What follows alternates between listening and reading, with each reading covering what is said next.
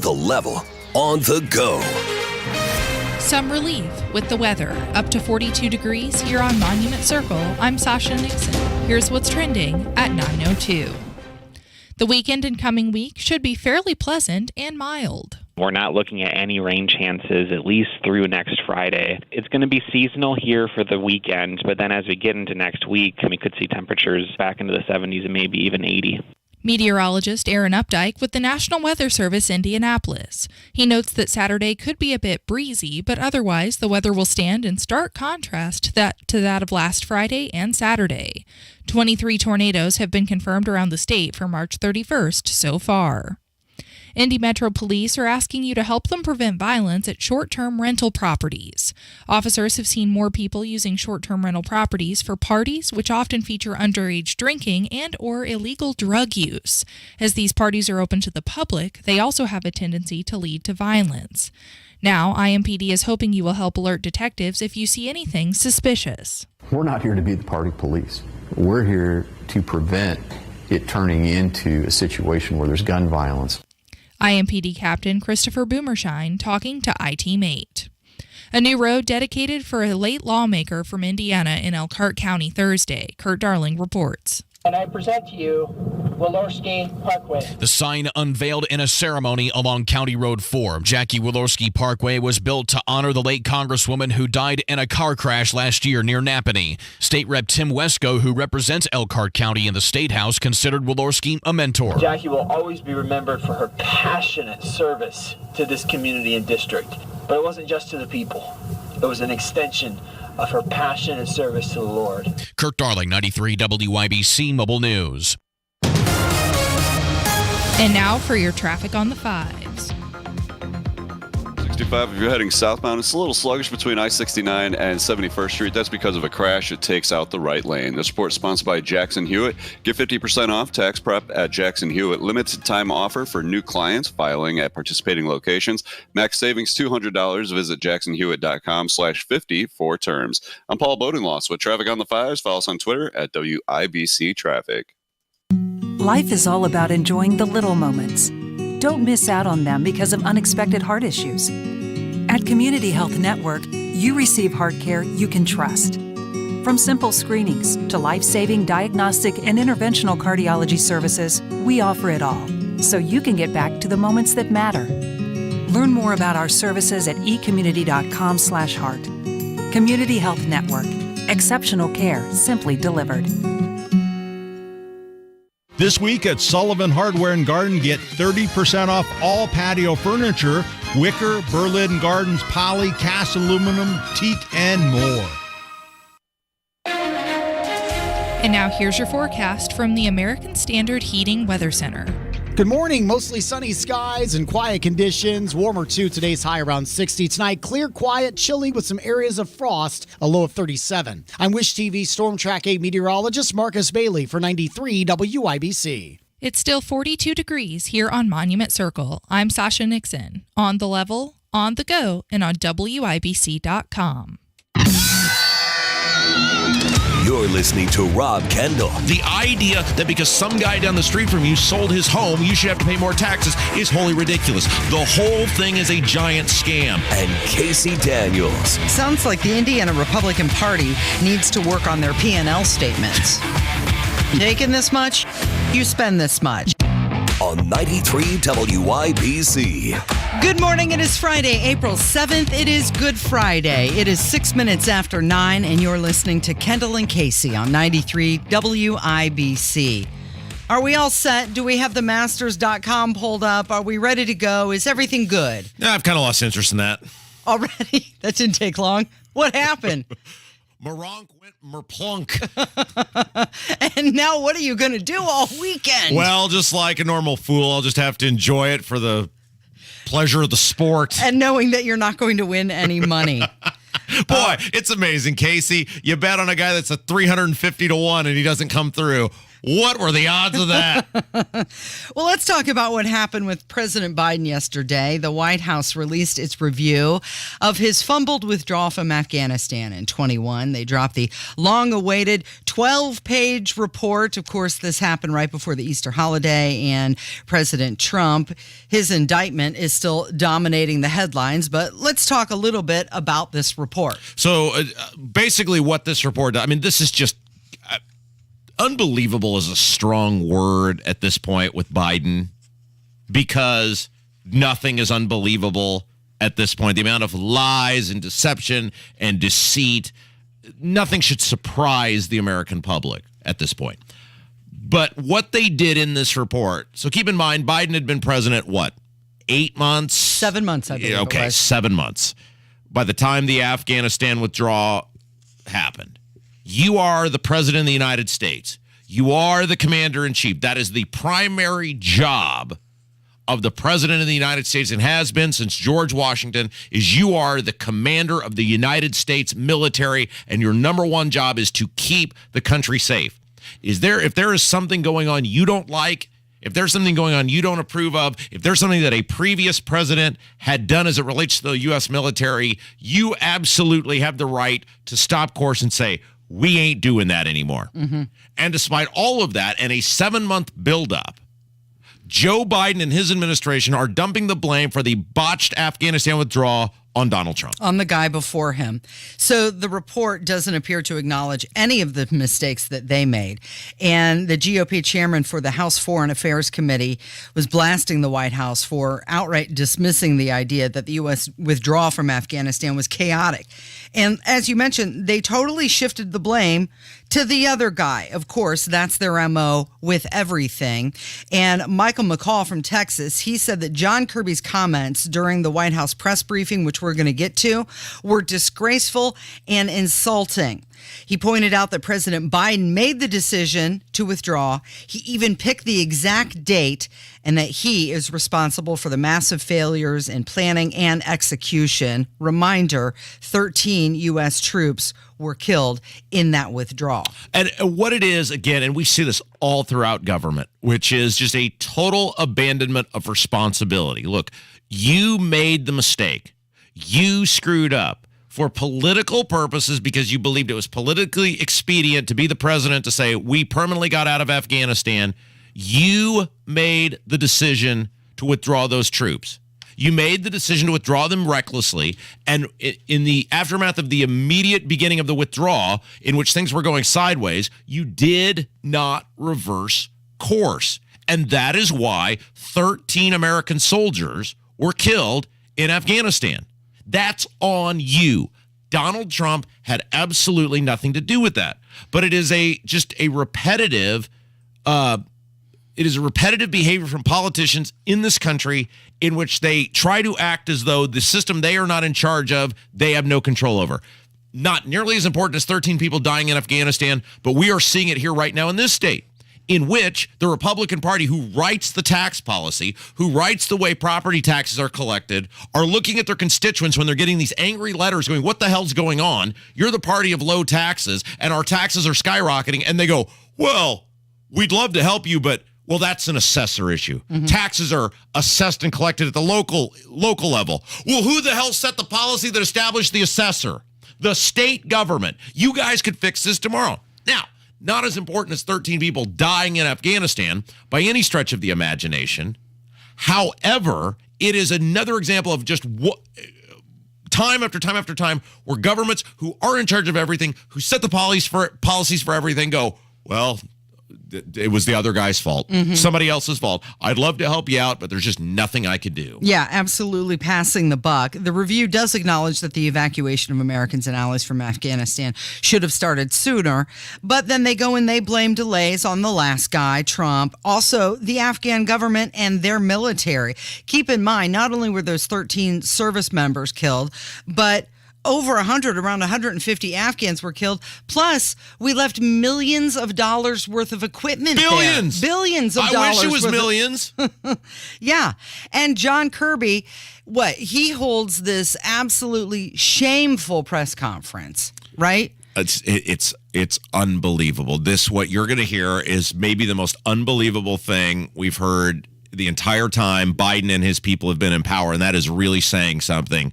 But so you've got people literally, Casey, the withdrawal was so chaotic that there were people hopping on moving airplanes.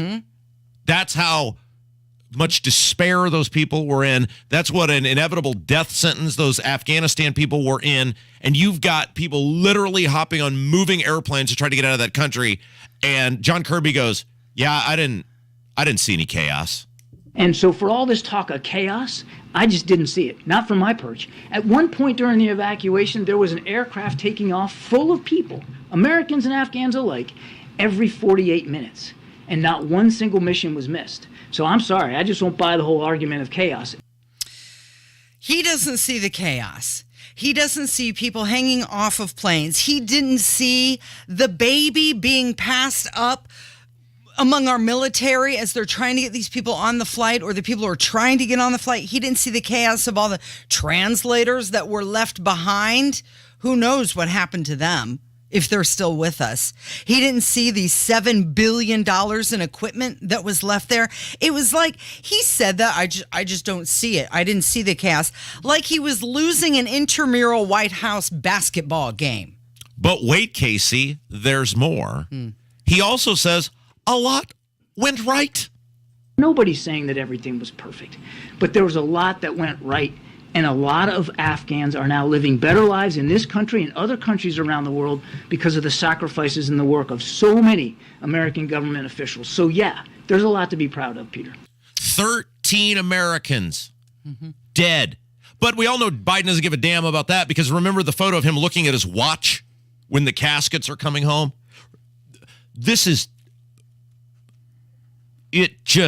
I'm struggling to make sure that I keep my employment at this radio station right now, Casey, because there's so many things I want to say.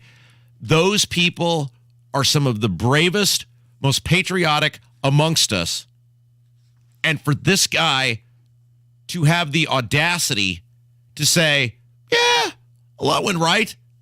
I didn't see any chaos. They don't give a damn at all about those people who died. Speaking of his watch, how many seconds was it that the Taliban took over? After we left? Mere minutes. One more clip from this guy. John Kirby is his name. He's a White House spokesperson. He confirms Biden, too, very proud of how it all went down. Does the president have any regrets about how this withdrawal was carried out? The president's very proud of the manner in which the men and women of the military, the Foreign Service, the intelligence community, I went on and on and on, conducted this withdrawal. But look, I've been around operations my entire life, and there's not a single one that ever goes perfectly according to plan. Things happen. Sometimes enemies get a vote, and you always want to learn from that. He's proud. He is proud that 13 U.S. troops were killed in his execution of the withdrawal from Afghanistan. Let me say that again. Your president is proud of how it went. I'll tell you what, it's gross. It's totally gross, Casey. People died. 13 Americans, including someone from Indiana, died because of Joe Biden. I mean, a lot more Afghanistan people died because of Joe Biden, but in our own military, because of his incompetence, because of his haste, because of his wanting to score political points. And they're proud. They don't care at all. They are proud. Why would you join the U.S. military? And God bless the people who do, and thank God for the people who do. We can never thank you enough. That's what separates the United States from every other country on earth. But why would you join the U.S. military now that you know your president will leave you for dead, and then after leaving you for dead, blame the other guy who hadn't been in office for 7 months, and then we'll send some stooge mouse spokesperson out and go, no chaos. Yeah, really proud. We're proud. Lot went right. Yeah. What a selling point. Come fight for us. Our country will honor you.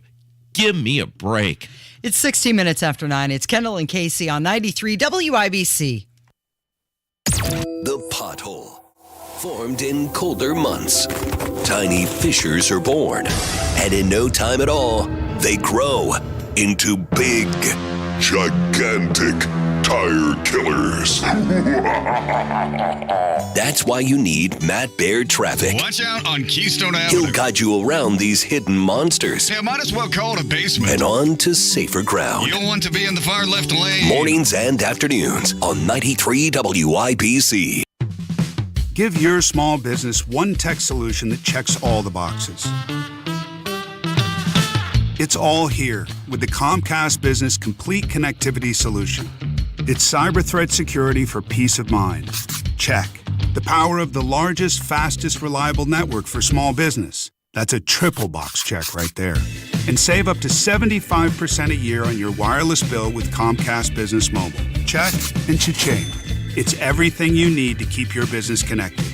From the company powered by the next generation 10G network. The complete connectivity solution.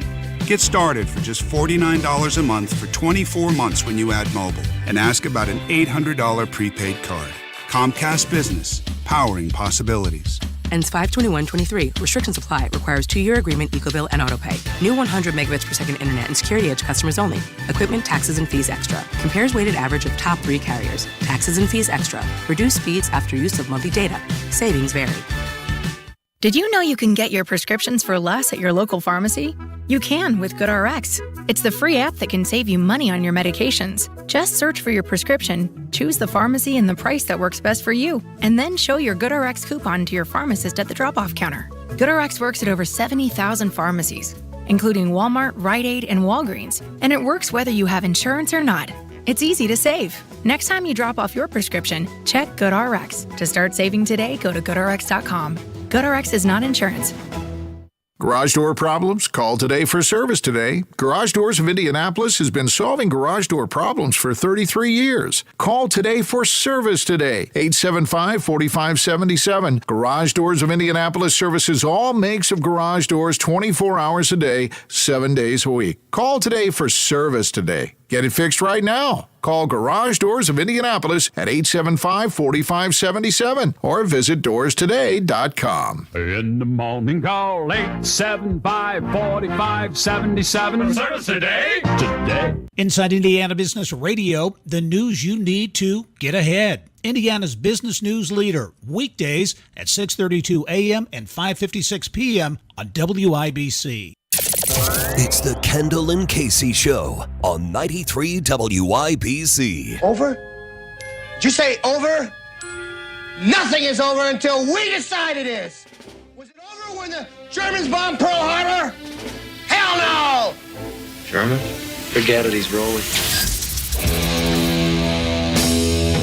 20 minutes after 9, it's Kendall and Casey on 93 WIBC, and we're going to take a look at what people are talking about this morning. There was a black mother whose son was murdered in New York City, and she unloads on the DA, Alvin Bragg, for ignoring murders while politically prosecuting Donald Trump. Here's what she had to say. They picked up a new slogan. No one is above the law. If no one is above the law, then I don't understand how Alvin Bragg could dismiss murder and gang assault indictments against 2 of the people involved in the murder of my son. Because it seems to me that murderers are above the law in New York City. So all of this, no one is above the law, nonsense is just that. It's nonsense. Also trending this morning, the first teaser for My Adventures with Superman. Don't know if you're a fan of cartoons, don't know if you're a fan of adult cartoons, but this new series will be released this summer on Adult Swim. What was that? Everybody get back! Oh, no. Superman! Are you okay? I am now. And finally, trending this morning, shout out to Wish TV's Stephanie Mead. Today was her last day as meteorologist on that television station. She's moving to Detroit. It is. Good luck. Yeah. in Detroit. I want the best for her, but good. Although there was a time where you say, wow, you're going to Detroit. That seems really dangerous.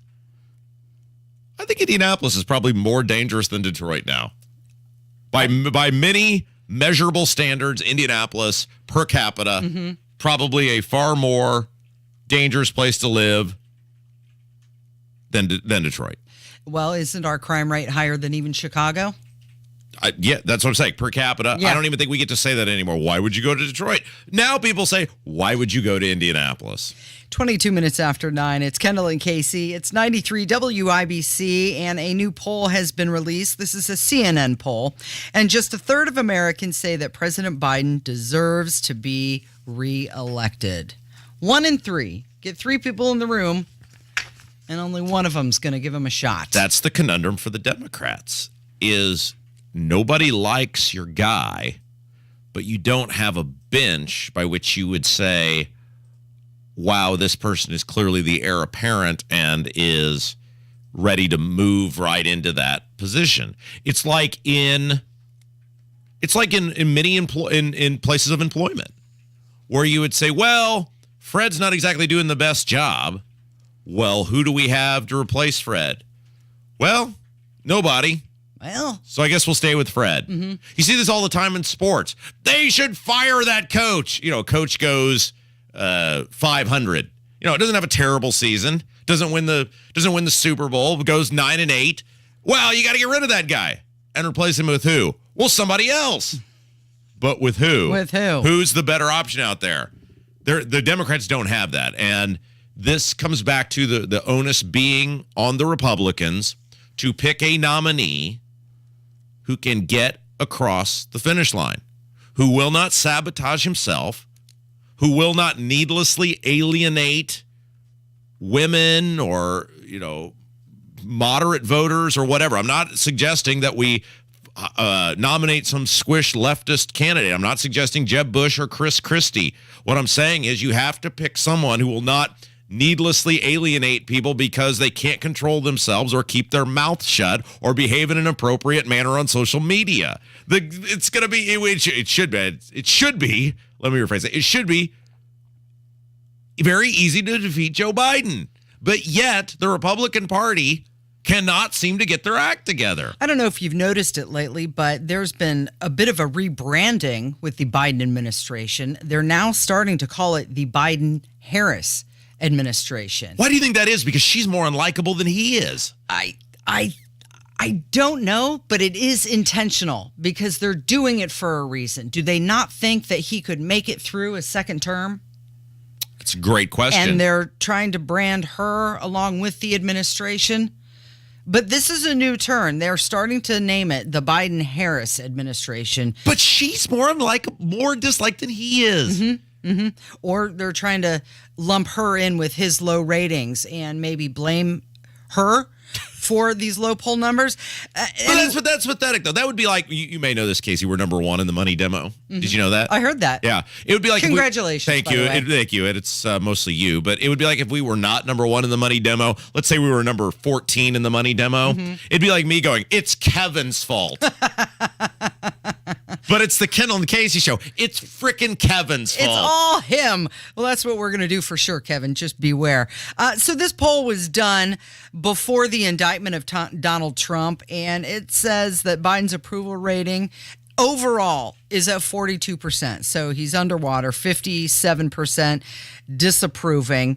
He's getting really low marks on immigration, the economy, national security, relationship with China. The only category where he even has a smidgen of approval rating, the environment. Of course. How could you be bad at everything? He is. Wouldn't you? He's doing it. Wouldn't you it's like accidentally 35%, be good at something? 37%, 37%. It's accidentally in one category, just by chance. Majority of people saying he doesn't have stamina or the sharpness to serve effectively as president. All right, Casey. When we come back today, we celebrate the most important event in human history.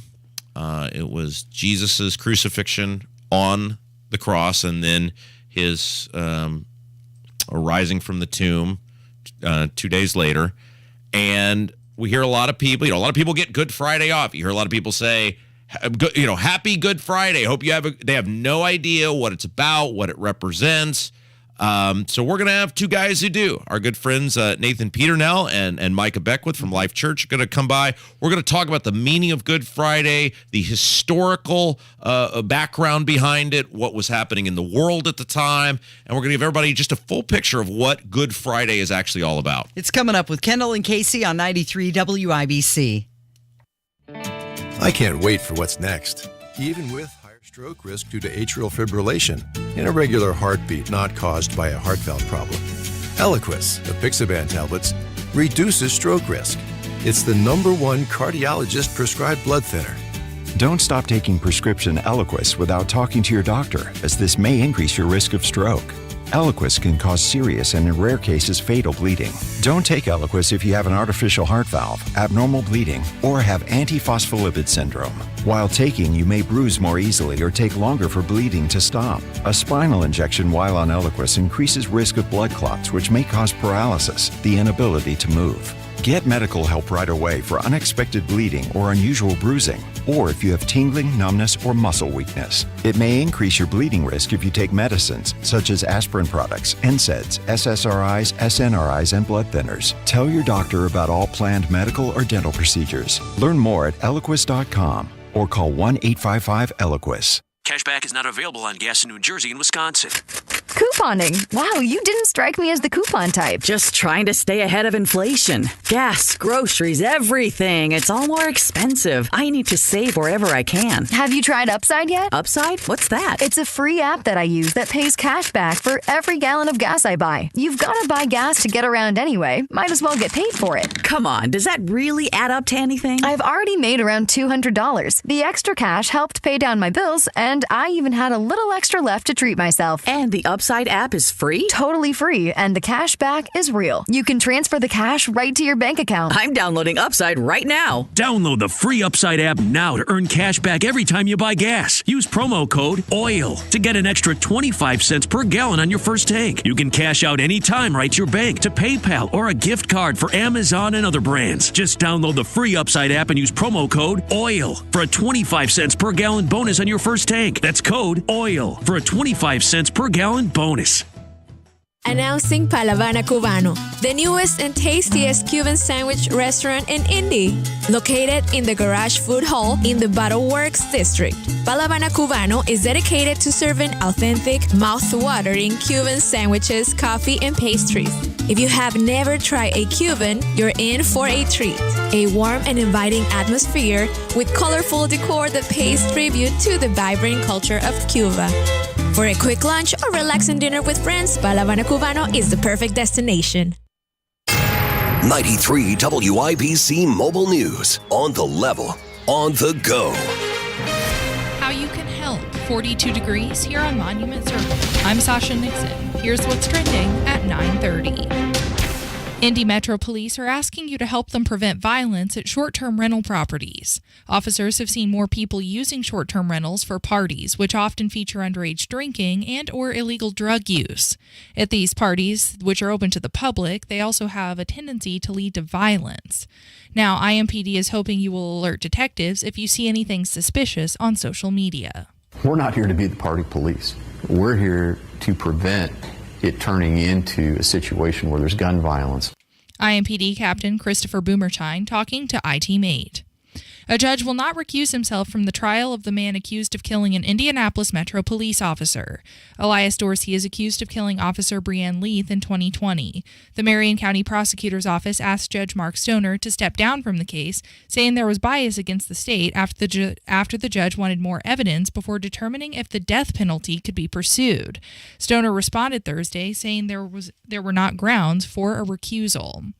The average price for gas across the state is currently $3.57 per gallon, according to GasBuddy.com. I'm Sasha Nixon, on the level, on the go, and on WIBC.com.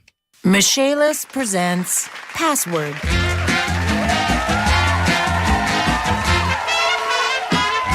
The word is basement. Okay.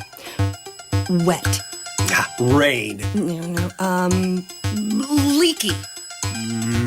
Faucet. Stinky. Socks. Moldy. Underwear. What? It's basement. Really? Moldy underwear? Well, sometimes. Ew. I did not need to know that. Basement waterproofing and French drains. Life happens. Michaelis happens to help you through it. Make it Michaelis. Come on, take your basement back. 844-FIX-INDY. You're listening to the Kendall and Casey Show on 93 WIBC. Amazing grace, oh how sweet the sound. It is the most important event in world history, and today we're going to learn about it. 93 WIBC. It is the Kendall and Casey Show. I'm Rob. Casey's here. Casey, today is Good Friday. Yes, happy Good Friday. And you will see people have no idea what that actually means going, Happy Good Friday. We get the day off work. It's Good Friday. And I said, let's bring in the experts to explain what Good Friday actually is. And joining us now from Life Church, he's the head honcho. What do we call you? Are you the lead pastor? Is that your title? Yeah. He's the head hog at the trough. Nathan Peter now. Have you ever seen a more enthusiastic response? Yeah. That's well, me. if you knew the life of a lead pastor, you would maybe understand that. It's you and Ric Flair, baby. Ric Flair. Also, our good friend Pastor Micah Beck with Also of Life Church. Okay, let's also clarify. Yes, indeed, Life Church does advertise on this radio show. Now that that's out of the way, Nathan, Good Friday. It is the most significant event in world history. What is it? Well, it's the day that the Romans crucified Jesus on the cross. It's the day, it's the greatest battle in the history of the world. It was the day that Jesus won.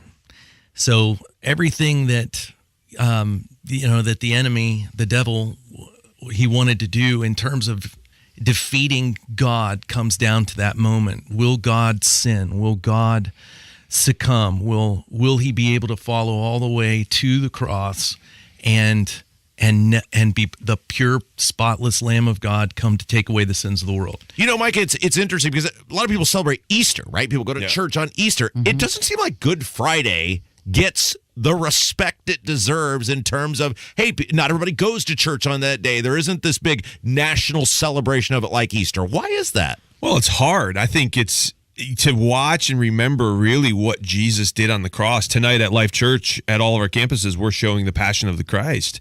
And that is probably one of my least favorite movies to watch. It's one of the most important movies to watch, but I hate seeing what Jesus went through, like the scourging with the cat o' nine tails from the Romans. I mean, that thing just ripped his flesh off of him bit by bit. I mean, when the crucifixion was honestly probably one of the least brutal things that happened to Jesus all the way leading up to the cross, if you want to look at it from the perspective of what the Romans did to him in that moment, in that day. But it's hard to watch. So that's why I think people just, they're like, I want to feel good, and knowing what Jesus did and what he did was for me because I have dropped the ball. He had to go through that. That's a really tough pill to swallow. I think too, you're supposed to remember that it wasn't, it wasn't just the Romans. It wasn't just the bad guys who did this. It was you. This was us. Yeah. We did this to him. It was our sin that took him to the cross. And actually, the Bible says that no one really killed him, but he gave his life.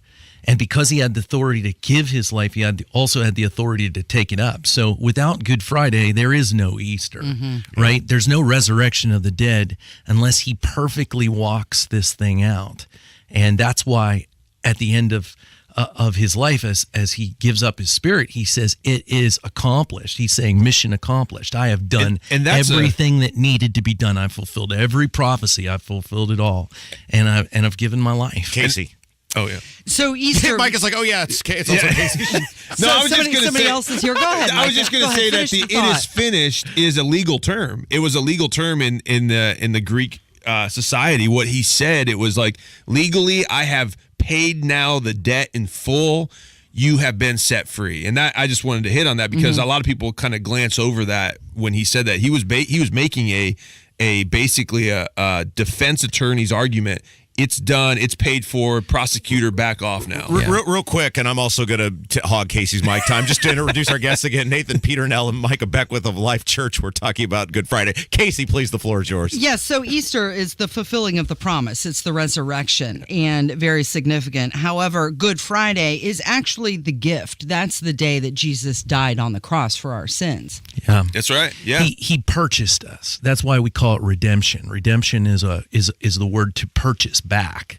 So the whole Old Testament is to show you the sacrificial lamb kind of picture, and that the sacrifice dies and then we're forgiven of our sins. Well, Jesus, John the Baptist said, here comes the Lamb of God, come to take away the sins of the world. So the whole Passover concept is the Passover lamb is slain. The blood is applied to the door. The picture goes all the way back. It's just totally fulfilled in Jesus Christ. So when you see him up on the cross dying, that's what it took to buy us out of hell. And no human could pay it. Only God could pay it. So God becomes a man, comes down to pay the price himself. And when people say, the benevolent things about God, it's like he did everything for us. When we look at society now, and you guys are doing very well at Life Church, no doubt it's because Micah's award-winning smile and Nathan's... I said it's because Rob has started to come. So. but a lot of churches are not doing well, and we see a full assault on religion, on Christianity in this country in many cases. Why is that?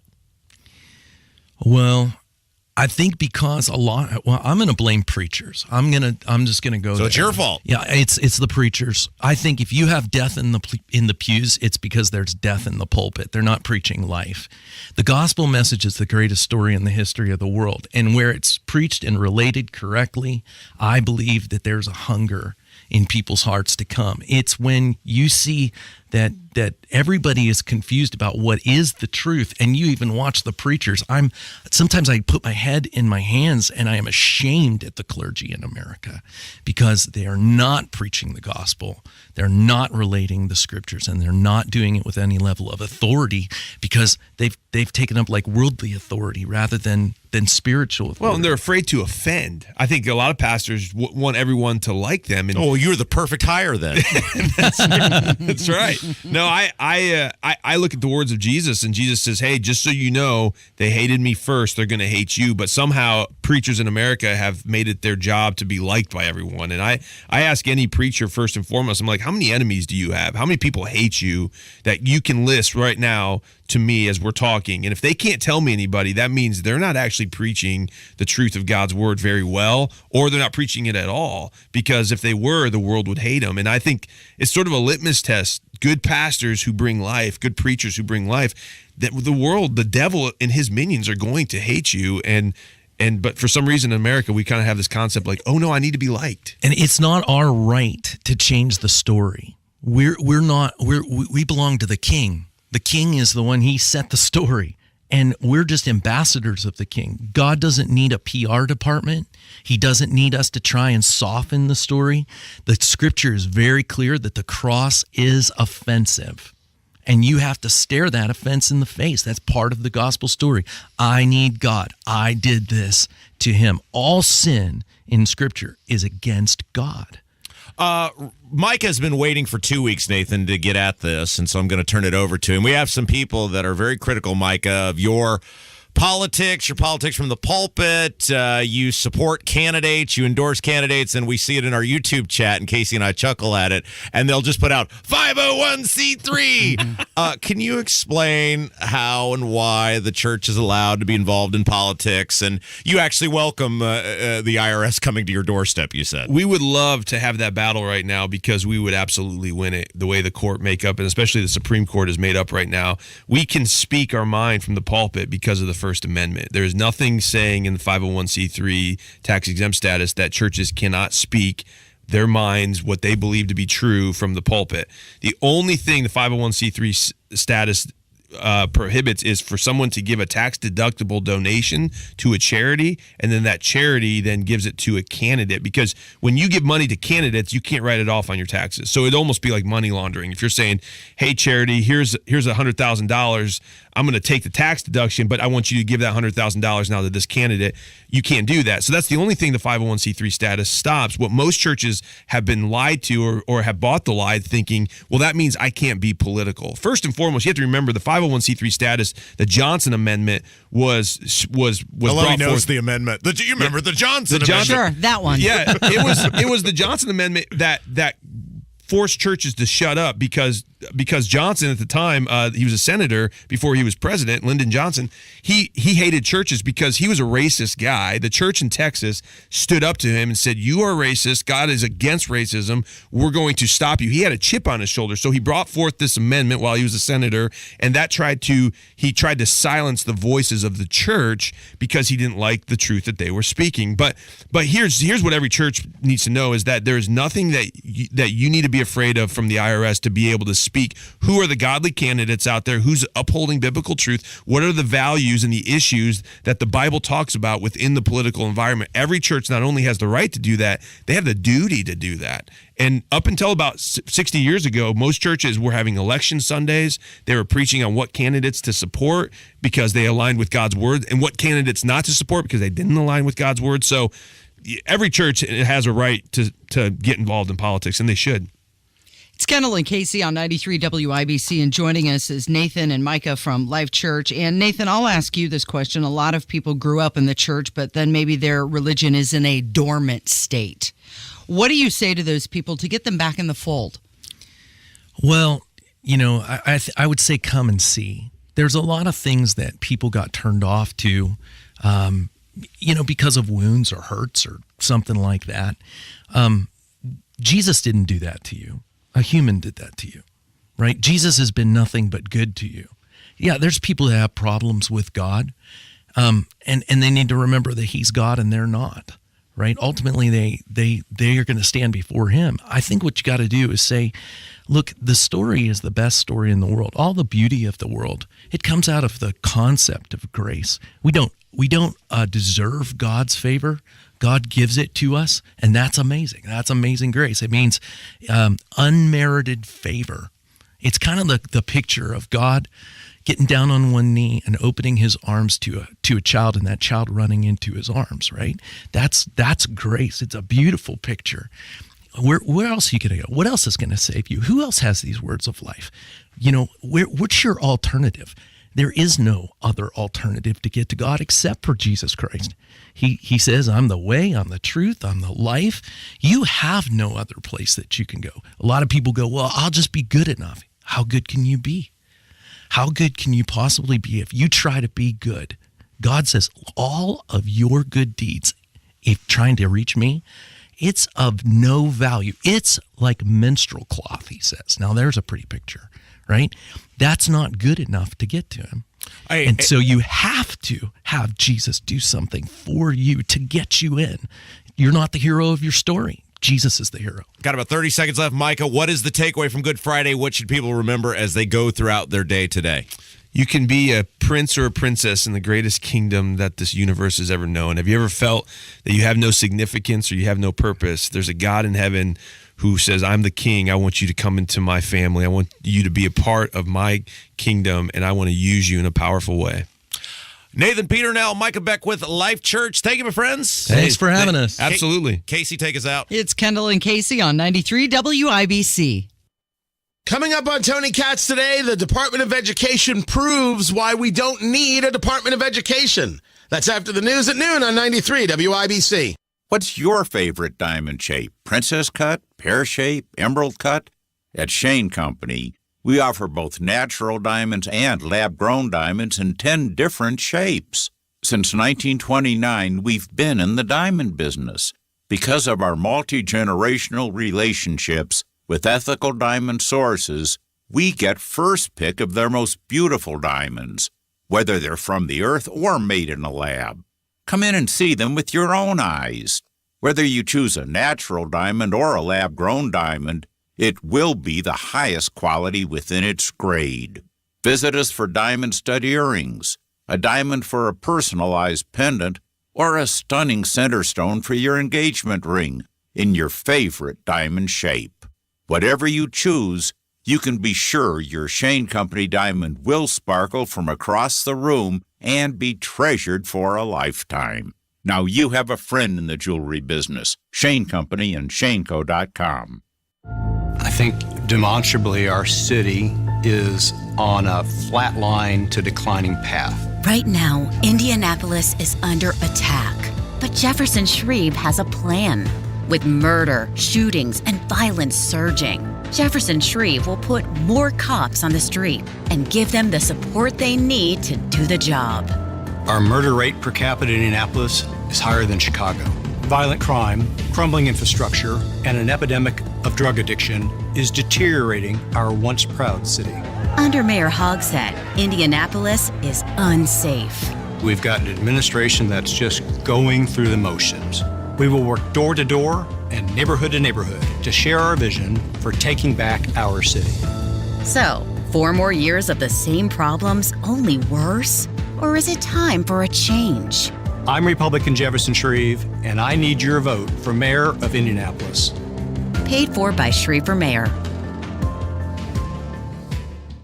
There's nothing more important than time. Time for you and time for family.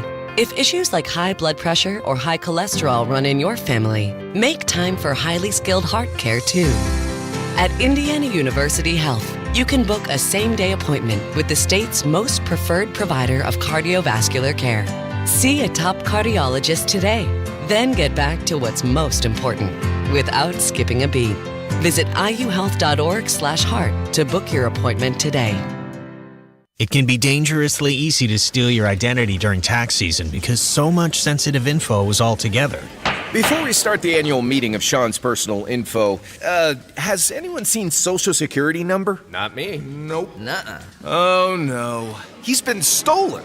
LifeLock by Norton makes it easy to help protect yourself. If you become a victim, we'll work to fix it. No one can monitor all transactions, but you can save up to 25% off your first year with promo code NEWS at LifeLock.com.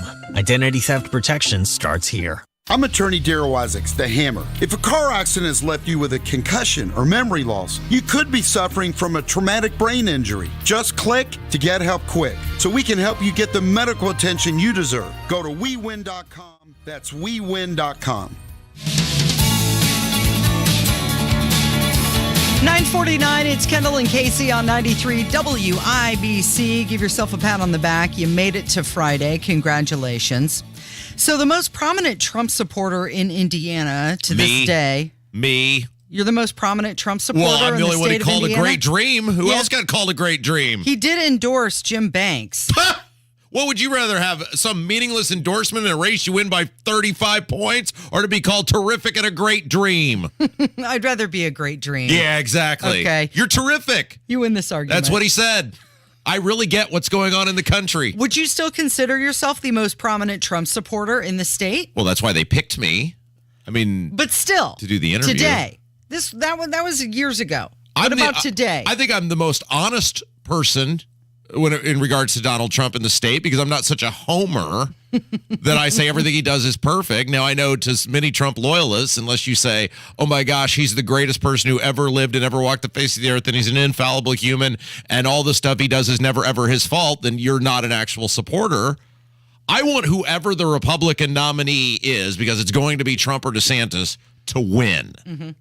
And I have the audacity to be honest with people about the things people need to do in order to win. I don't think that makes me not a supporter. I think that makes me an honest broker of what's going on out there. Okay, well, Jim Banks said that Donald Trump remains a very popular figure in the Republican Party in every corner of the country. Most politicians would see the indictment against him as career-ending, but not Donald Trump. He's like the Duracell bunny, right? Just keeps on going. Well, and this is our opportunity to remind everybody about Jim Banks because it looks like he's going to be unopposed and become a senator. So we'll probably get the same thing we got from Todd Young because that's what you get when you can't get on the ballot because the Republicans have rigged the ballot access laws in this state to make it almost impossible unless you're a congressman, a sitting senator, or super rich like Mike Braun to get on the ballot to run for Senate or to run for governor. That Jim Banks did indeed vote for Kevin McCarthy 15 times. He is a gigantic Kevin McCarthy super fan. He came on these airwaves and told everyone how great McCarthy was. So you remember that when McCarthy stabs America in the back on the debt ceiling, which is going to happen. Mark my words. And on spending and on the next budget, because that's who Kevin McCarthy is at his core. Also remember that Jim Banks did not want to be a U.S. Senator until he failed miserably in a leadership vote in which he had his head flushed down the toilet by Kevin McCarthy. So just remember who Jim Banks really is. And now you can continue on with the segment. Okay, well, Trump is using this opportunity, the indictment, to strengthen his status as the front runner. He's gaining in the polls. He's gaining in money. You remember Lindsey Graham, right after the indictment came out, was giving this big speech. We have to help this man. We have to save him. He needs your money. Donate now. And now Trump, is it still at 10 million? Oh, I'm sure it's far beyond that now. He keeps getting in small dollar amounts, which is what he did before he won the presidency in 2016. He's also getting large amounts. Did you see ABC blurred out his text number? You remember he gave the speech. He gave the speech in Florida, and on the podium was the text number to donate to Trump. And ABC blurred it out. Now, isn't that election interference? Absolutely. Isn't that censorship by the mainstream media? That's hilarious, Casey. However, in a random, confused, likely accidental act of accountability or honesty, and this is happening more and more at CNN. I don't know if it's because of their terrible ratings and they're saying we got to do something. But be an honest broker of the truth of what's really going on. Don't know what's going on. Imagine that. Carrie Cordero is this lady's name. She's a legal analyst for CNN. Even she, Casey, CNN, said the case against Trump is underwhelming. In terms of focusing on the payments that were made, the falsification of the records, and really tied to the payment that was made to Stormy Daniels. In terms of a case that's being brought against a former president, it's a little underwhelming. There's not more to it. Not more to it. Okay. It's underwhelming. I'll take CNN's word for it. You're mentioning CNN, and we talked about it previously earlier in the show. CNN did that poll, and all told, just 32% say Biden deserves re-election to the presidency, and that's down 5 points since December. So not only is the indictment helping Trump raise money and help his polls, it's also hurting Biden. So one's going up, the other is going down, and that's definitely happening. Can we talk about Walmart for a second? Yeah, I was just going to say Walmart saying that 65% of their stores are going to be serviced by automation in the next 3 years. So 65% of Walmart stores are going to be robots. Yeah. No, I mean, I don't think that means every employee is going to be a robot, but I think it means a large amount of people, certainly in the warehouse area of the store, are going to be machines. Okay, so Walmart, retail giant, they have a net worth of $388 billion. They made this announcement at their annual investor meeting in Tampa. They didn't say they're expected to lay off about 2,000 warehouse workers. They didn't mention if this automation will raise that 2,000 to even more. And the automation that they're referring to goes to their warehousing. It's not, you're not going to see robots up and down the aisles at your local Walmart, wherever you go to see the Walmartians. Yet. Good point. Yet, about 55% of the packages that it does process through its fulfillment centers are going to be moved through automated facilities, and they want this to happen by January of 2026. They say that this is going to improve their cost for the customer by about 20%. Now, let's do some perspective on this, because 2,000 workers sounds like a lot of workers. However, Walmart has about 1.7 million workers in the U.S. and another 60,000 abroad, according to a Daily Mail. So it is a relatively small amount unless, of course, you are one of the 2,000 people impacted by this, then I guess it doesn't really matter how small a percentage it is. Yeah, they say that the automation will affect their overall earnings, making their shares currently at about $5.90 go up to $6.05. So if you're thinking that this is for you, the customer, you'd be mistaking. This is for the stakeholders. No, Casey. Nothing in the modern society is for you, the customer. It is all for the shareholder, and it all is for the bottom line, which, if you're a shareholder, and then you care about the bottom line. It's really that when you hear that, people always go, well, it's for the big corporations, those greedy shareholders. Well, what do you think your 401k is? You're a shareholder. Yeah. 9:56, it's Kendall and Casey on 93 WIBC. Good morning.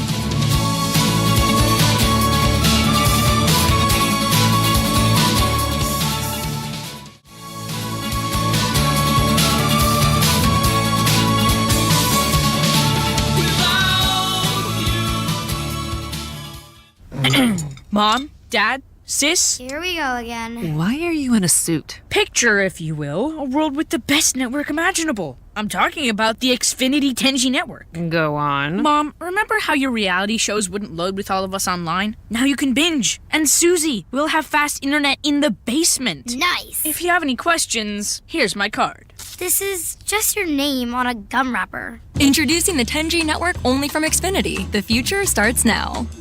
Now through April 23rd, new customers can get 200 megabit Xfinity internet during our limited time Xfinity 10G network launch celebration for just $25 a month for 2 years. Plus, there's no annual contract required and you get Wi-Fi equipment included. Go to Xfinity.com/10G, call 1-800-XFINITY, or visit a store today. Requires paperless billing and autopay with stored bank account. Restrictions apply. Taxes and fees extra. After promo, regular rates apply to internet service and devices. Actual speeds vary. Prescription products require an online consultation with a healthcare provider who will determine if a prescription is appropriate. Restrictions apply. See website for full details and important safety information. Subscription required. Hey guys, did you know there's a generic form of Viagra that works just the same but is 90% cheaper? And you can get it online? Just go to 4hims.com/joy. At Hims, you'll get a free medical consultation, discreet shipping if prescribed, a 100% online process, and trusted generic alternatives to the biggest brands at 90% off. That's right, get generic for Viagra, the same active ingredient as brand name Viagra, but 90% cheaper. It's the same medication you get from your doctor, but with zero copay, no expensive appointments, and no awkward face-to-face conversations. To start your free online visit, you need to go to this exclusive address, 4hims.com/joy. That's 4hims.com/joy for your free online visit. FORHIMS.com/JOY. It's the NRA Annual Meetings and Exhibits at the Indiana Convention Center, April 14th to 16th. This 3-day event features over 14 acres of the latest guns and gear from the most popular companies in the industry. With entertainment and special events, make plans now for a freedom-filled weekend with activities for the entire family. NRA members and their family get in free. If you're not a member, join online or at the door. Go to nraam.org for more information. That's nraam.org. What to do about water, how you can help, and celebrating the holiday. I'm Sasha Nixon. All of that and more coming up from the Peterman Brothers Heating, Plumbing, and Electrical Studios after Fox News. You're listening to 93 WIBC, WIBC HD1 Indianapolis. It's 10 o'clock. 236,000 new jobs. I'm Chris Foster, Fox News. That's the number in the March jobs report from the Labor Department. The unemployment rate falls to 3.5%. The report shows a higher percentage of people back in the workforce. Labor force participation rate, 62.6. Factory jobs, a loss of 1,000 factory jobs. Average hourly earnings, all private workers, up 0.3%. Shoko Sony with Fox Business, the slowest monthly job growth since December 2020. It's not clear if it's slow enough for the Fed to stop raising interest rates, trying to bring down inflation.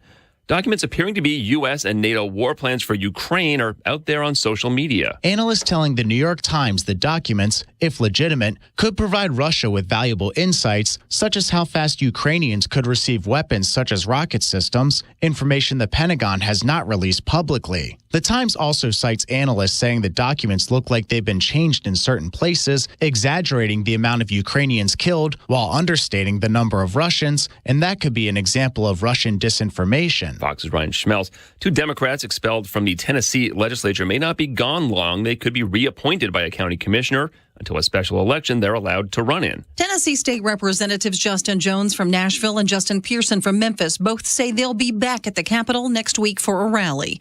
Jones, Pearson, and fellow Democratic Representative Gloria Johnson of Knoxville joined last week's gun control protest by demonstrators at the Capitol. The men, who are black, were expelled on Thursday by the House's Republican supermajority, but not Johnson, who is white, leaving about 150,000 Tennesseans without representation.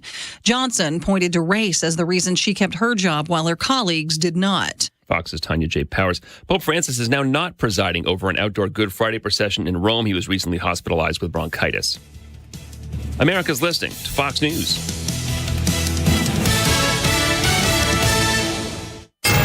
93 WIBC Mobile News. On the level, on the go. What to do about water. 42 degrees here on Monument Circle. I'm Sasha Nixon. Here's what's trending at 10:02. Cicero, a town in Hamilton County, is growing quickly, but Kurt Darling reports that growth has come to a screeching halt. Houses, buildings, and anything in between. No more of that can be built in Cicero unless they can find another source of water, since they've nearly maxed out their current aquifer. They've been drilling for more. They've struggled trying to find water, and they've drilled several times, and they just haven't had any success yet. County Commissioner Mark Airbrandt on Wish TV. Cicero is right on Morse Reservoir, which is chock full of water, but the town can't touch any of it since it's owned by Citizens Water, which feeds Indianapolis. Kurt Darling, 93 WIBC Mobile News. A local organization will soon host a huge garage sale for cats, and you can help support the cause in multiple ways. Indianapolis Animal Care Services and Indy Neighborhood Cats will be hosting the annual mega yard sale at the end of the month. In anticipation, they are asking you to donate items that can be sold as part of this fundraiser. If you would like to participate, you can donate to the shelter on South Harding Street starting this weekend. From 10 a.m. to 2 p.m. Saturday and Sunday, you can bring in a variety of items such as decorations, tools, sports equipment, and more. The collection will run each weekend until the sale, which will be held April 29th and 30th.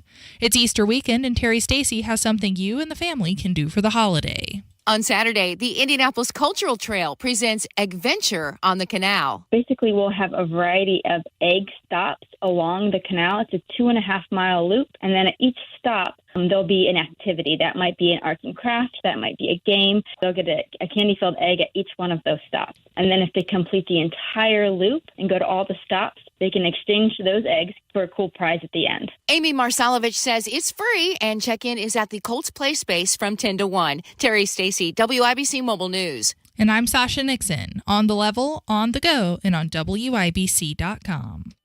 One of the best things that has happened here in Indianapolis is the arrival of QC Kinetics. They're amazing. Regenerative medicine treatments have helped so many people get lasting joint pain relief with no surgery, no drugs, and no downtime. Tony Katz here, and the demand for QC Kinetics treatments is so strong, they are opening another clinic in Carmel while continuing to treat in Eagle Creek and Greenwood. QC Kinetics, they're the nation's leader in regenerative medicine, utilizing a modern-day approach to deal with chronic joint pain. It's an all-natural process that uses healing properties from your own body to restore and repair damaged tissue in your joints so you can get your life back without that chronic pain and without surgery or drugs. You've been hearing about it, so stop putting it off. If you have arthritic pain or pain from an injury, do what so many already have done. Call QC Kinetics. It's a free consultation. Call QC Kinetics now. 317-559-PAIN. 317-559-PAIN. In Eagle Creek, Greenwood, and now in Carmel. 317-559-PAIN.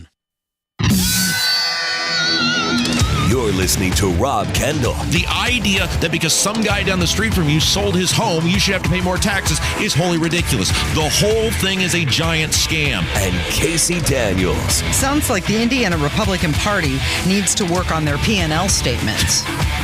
Taking this much, you spend this much. on 93 WIBC. Good morning. It is Friday, April 7th. It is 5 minutes after 10. You're listening to Kendall and Casey on 93 WIBC. His name is Rob Kendall.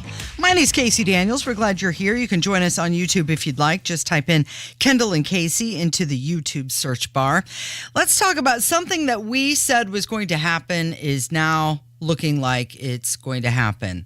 A result of the indictment of Donald Trump. What's to stop DAs all over the country from investigating the Bidens? Good. Well, Representative James Comer, the guy from Kentucky, said that 2 county attorneys from Tennessee and 1 from Kentucky have asked him how they can, quote, go after the Bidens following Trump's indictment. Good, perfect. They should do this. They should do this all over the country. Every Republican prosecutor in the entire United States should be finding out ways to indict every single member of the Biden family. If this is the way we're going to... This is the problem with Republicans. They do not fight on the same terms under the same conditions that the Democrats do. And this is why we keep losing. And that is true not just inside the law. It's true inside the things like the ballot harvesting, the mass mail-in unaccountable voting. If the courts are going to allow the stuff, then you got to do it. You can't fight it anymore until you've got a court that says you can't do it. You got to just get engaged and get involved in the system. Same thing with the legal stuff. The Bidens and the Biden administration and these Democrat prosecutors have set the tone. Play by their rules. Mm-hmm. If that's what they're going to do, we can do it too. So have they opened up Pandora's box by doing this? Some people are asking for Biden to be investigated. Well, he already is into his China bribery, also money laundering schemes. And what about those classified documents? You're not going to tell me of all the crap Biden's pulled over the years and, of course, his loser kid and all the evidence that's associated with that there's not something you can find. If Donald Trump can get 34 counts over a non-disclosure agreement with an adult film star, that you can't find 34,000 things on the Bidens, let's go. Mm-hmm. So James Comer said that he had 2 calls yesterday, one from a county attorney in Kentucky and one from a county attorney in Tennessee. And is that just going to stretch all across the country? What about investigating now Nancy Pelosi and insider trading? Yeah, everyone, all of them should be under investigation. And again, if you're going to go by the Democrat playbook, just make it up. Just make it up. That's what they're doing. And eventually you'll find something. Absolutely. Just keep going. It's like if you go to the doctor's office and you know what, the more they look, there's the potential they're going to find something wrong. Of course. Just keep going. They have set the tone. They have made the rules. They have told us how the game is going to be played. We didn't do it. But it's no different than the ballot harvesting. It's no different than the mass mail-in unaccountable voting. It's no different than the ballot curing. So here is Comer saying that attorneys are now looking into how they can go after the Bidens. And I'll tell you one of the things that I don't think's been picked up a lot that's going to be a problem. And I had 2 calls yesterday, one from a county attorney in Kentucky and one from a county attorney in Tennessee. Mm-hmm. They were Republican, obviously. Both states are heavily Republican. They want to know if there are ways they can go after the Bidens now. And they've opened up a can of worms. They've set precedents now that we can't go back on. And now we're going to see a judicial system that's already bogged down with doing what they're supposed to do, and that's going after real criminals, people that are committing real crimes, burglaries, rape, robberies, things like that. And now you're going to start seeing ambitious political people like Alvin Bragg try to make a name for themselves and go after big pie-in-the-sky federal cases. Okay, right. And it's just not a good path that we need to go forward on in our judiciary. And the biggest loser in all of this? The taxpayers. Sure. Because that's who will be paying for it. This whole thing is a disgrace and a joke. But again, if you want to survive as a country, and by a country, I mean if we want to get these Democrats out of there, because that's the only way we're going to survive as a country, you have to play by the same rules that they play by. Look, and we talked about, again, let's bring it back to a local level, because we hear people say this all the time, that we love, you guys do national, but you talk more local than any other talk show anywhere. In the state. In the state. Yeah. This is why conservatives are stabbed in the back by Republicans at the State House. Because you look at anytime there's a trans issue or something, dealing with sex, whatever, the left shows up in droves, and they're screaming, and the signs, and the T-shirts, and Republicans just look at them and go, well, we don't want to deal with that. And so most of the time, they give in. Now, there are occasions, as we have seen, like with, this minors transitioning, or the thing we're teaching sex to kids in kindergarten, that's so outlandish, and there's enough media coverage that the Republicans can't run and dodge it.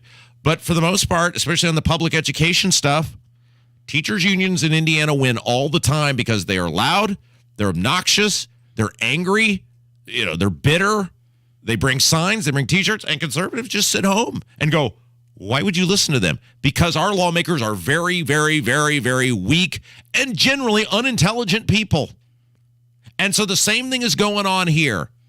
The left is winning because they play by a different set of rules. Okay, well, then we need to start playing by those rules. It is 11 minutes after 10, and let's talk about Hunter Biden. Okay, he's set to resume selling paintings to, quote, anonymous bidders. This is happening in New York City. And this is happening despite an ongoing investigation into his novice art sales. He's a novice painter. But he's getting $500,000 a painting or something like that, isn't he? Yeah. You know what's crazy about this? Okay, David Bowie. David Bowie, musician, rock legend, very famous. Right? Yes, absolutely. Before he passed away, he sold one of his paintings for $4. And it recently sold at auction for $90,000, right? Hunter Biden is selling his paintings for $500,000. Who's this guy? Can you imagine if you had $500,000? Now, I don't know, Casey, you're much more wealthy than I am, but let's just pretend you don't have $500,000 laying around. Maybe you do, but for the purpose of this exercise. Not in my pocket this morning, but thanks. If you had $500,000 at your disposal, would I buy a Hunter Biden painting? Where would between 1 and 1,733,932 would the priority of a Hunter Biden painting be on your list? You didn't go into the negatives. Oh, that would be negative. This is a joke. I mean, it's again, anybody, but they do it, right? Mm-hmm. They do it, and then they go, well, it's anonymous buyers. He has no idea who they are. Mm. Well, somebody is linking the buyer up with Hunter Biden. Mm-hmm. It's not done through osmosis. It's not done through, what is that called? ESP? Is that what it's called? Mm-hmm. Where you mentally, somebody's hooking them up. And you just think it's somebody that has no political ties to Hunter Biden or the Biden administration or whatever. I mean, come on. Okay, so the House Oversight Committee Chairman, James Comer, again, he said that he is 95% sure that the previous artwork that Hunter has sold found its way to China. Probably found its way to a trash can. But he got that money. And is he going to kick it back to the big guy? So this is our new scheme. Here's a paint by numbers piece of art I did for you. You can have it for the low price of $500,000. Nothing to see here. I'm looking up. Let's see what. I'm just picking a random Picasso art prices. I mean, Hunter's made more than at least 5 times the average American artist, all while being a novice painter. He's a novice, Casey. He's not some well-known artist who's been giving classes and having exhibitions for years. No, $500,000, $500,000. And for one, he sold 12 of them. But we normalize it, Casey. It's so normalized now. The media is not investigating it. The media is not drilling into it. And the Biden administration just goes, yeah. Of course he's selling his art for $500,000. Sure, what's wrong with that? Of course. He's Hunter Biden. He's a famous painter. And then we as a collective, by the way, would you like to know the most expensive piece of art to ever sell? Sure. There's a list here. What is this? Let's see. This is artnews.com, which seems pretty legitimate in terms of if you were to pick the most expensive art piece. Dogs playing poker. Les Femmes, Kev, you're in tune with the foreign world Les here. Femmes. Les Femmes de Alger version O. Did I get that right? I think it's Les Femmes. Mm-hmm. Les Femmes? Yeah. Now let's go with de Alger. D Le Femme de Alger? Alger? Oui, oui. It means the women something. What? Yeah. It's okay. It's LES. The women of Algiers. What's the rest of it? LESFEMMESD''ALGER, and then in parentheses version O is in whatever they call it, italices or whatever they call version it. O. It must have been version Oi. This is awful. We're teaching Rob French live on the air. Les Femmes d'Alger version Oi, 1955. How much did it sell for? $179.4 million. Wow. So whoever did that, it's Picasso. I think it's Picasso. Yeah, okay. Picasso. Sure. Well, that's no Hunter Biden. You've heard of Picasso before as being a famous painter. Oh, I think it's a series. Yeah. Yeah. Okay. That's the version O. You've got that. Oh, it's so good. By the way, this is way ahead of the runner-up. Would you like to know the runner-up? Give it a shot. Filet à la Corbrulé Fleuret. You didn't take 1905. French. You didn't take French in high school. Filet did you? is filet. Is that not a fillet? Filet is a French word. Yeah. FILLETTE. Sure. Filet, it's filet. Sure. So I got that. What are you talking about? I'm doing bad. I got it right. Sure. Filet à la Corbrulé, Corbeille. Je parle français. Est-ce que tu parles lentement, s'il vous plaît? Oh, we speak English in this country, Casey. Thank you. Okay. That was second. It was for $115 million. $115 million. Okay. And number 3? We're still going. Okay. Nude. Green Leaves and Bust, 1932. There you go. $106.5 million. Okay, I'm done. Understood that one. Well, Hunter's artwork is going to be featured in this new exhibition in New York later in the year. And this is kind of like pay for play, don't you think? Casey, have you ever heard of pickleball?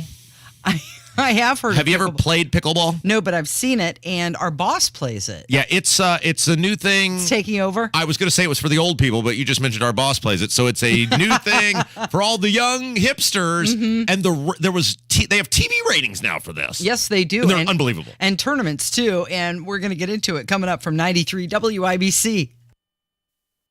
We've all been through a tornado drill. First, you duck, and then you cover. So let's do another as we enter severe weather season. Tornado warning in effect. Sirens were sounded. The sirens will sound, and so will your severe weather station. Closures with debris in your way. Baseball-sized hail already. We'll let you know when to duck and cover fast wherever you are. With watches, warnings, and everything you need to know. 15,000 people without power. 93 WIBC. What good is faith? Pastor John Gable of Tabernacle Presbyterian Church in Indianapolis. Faith in God is a wonderful gift. At TAB, we desire to be a resource for those who want to grow deep and strong in their relationship with God through teaching, worship, and prayer. But we also know that faith does no one any good if it doesn't help them to become more Christ-like by engaging and serving our neighbors, the community, and the world. TAB has a long history of putting hands and feet to faith through active service and ministry, just as Jesus did. If you'd like to learn more about having an active faith, stop on by or visit us at tabpres.org. Tabernacle Presbyterian Church, 34th Street and Central Avenue in Indianapolis, invites you to worship Sunday morning at 8 or 10 a.m. If you can't make it in person, tune in to Sunday with Tab, Sunday mornings at 6:30 on WIBC, or find us online at tabpres.org. Garage Doors of Indianapolis is everything that's right about Central Indiana. They've been locally family-owned for 50 years, helping our local economy remain strong by employing 70 families. Garage Doors of Indianapolis is proud to do business right here in the great state of Indiana. They're a conservative-minded company that shares our values and stands by their products and services. You can call Garage Doors of Indianapolis today for service today. 875-4577, 875-4577, or visit doorstoday.com. Spring is here, and it's time to add some life to your wardrobe with Untuck It. Untuck It shirts are designed to be worn untucked, so you look your best even at your most casual. From iconic button-downs starting at just $55 to wrinkle-resistant linen shirts, printed polos, and brushed cotton tees, there's something for everyone. But Untuck It isn't just about shirts. They also offer a wide range of pants and shorts to complete your look. Visit untuckit.com or stop by one of 80-plus stores to find the perfect fit for your spring wardrobe. This week at Sullivan Hardware and Garden, get 30% off all patio furniture, wicker, Berlin Gardens, poly, cast aluminum, teak, and more. It's the Kendall and Casey Show on 93 WIBC. See that sign? No shirt, no shoes, no ties. Right. Learn it. Know it. Live it. Whoa. 21 minutes after 10 with Kendall and Casey on 93 WIBC. And trending this morning, Indy 11. This is the Indianapolis soccer team competing in the USL Championship in the second division of American soccer. They're getting ready to begin their $1 billion development project centered around that 20,000-seat stadium in downtown Indianapolis. So the team announced they were going to begin groundbreaking next month. Once the company currently operating on the site vacates, they're supposed to be out by the end of this month, April. The development is going to include over 600 apartments, 205,000 square feet of office space, over 197,000 square feet for retail space and restaurants, a hotel, public plazas with green space, public parking garages. It's going to be not right across the street, but like a block down from Lucas Oil. And we've got some audio for you this morning. This was from a goal that was scored at their game yesterday. This is Harrison Robledo, who got the team leveled. They ended up beating the Michigan Stars 3-1.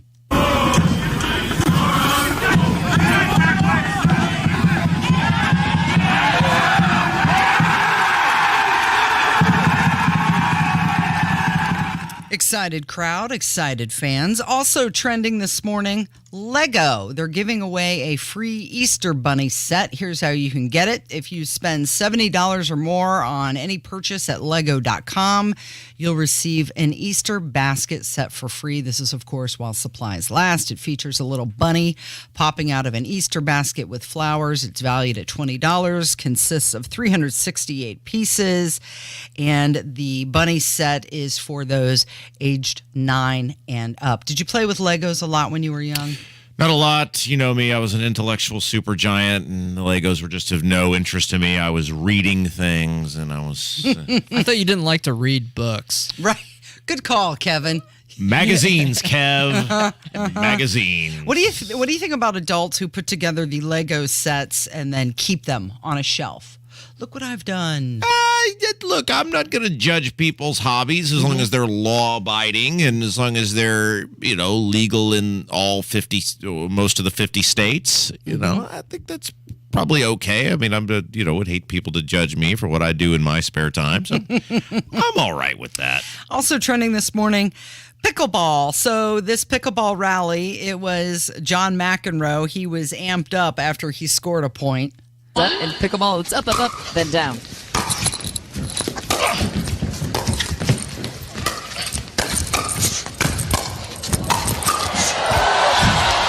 Oh! Johnny Mack with a pickup. Wow! That was outrageous. Unbelievable. Look at this. So good.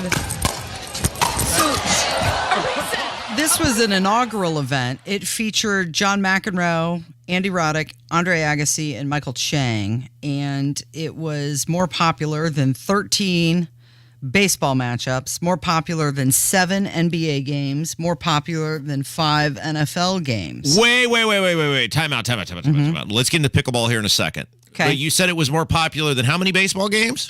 13. Now, Casey. Yeah. I was told beginning by March 27th. the people who know everything about everything that the only thing that was keeping baseball down were old school fuddy-duddy traditionalist like me who actually enjoyed the sport of baseball that has been around for 160 years, and we were ruining everything because the game was too slow.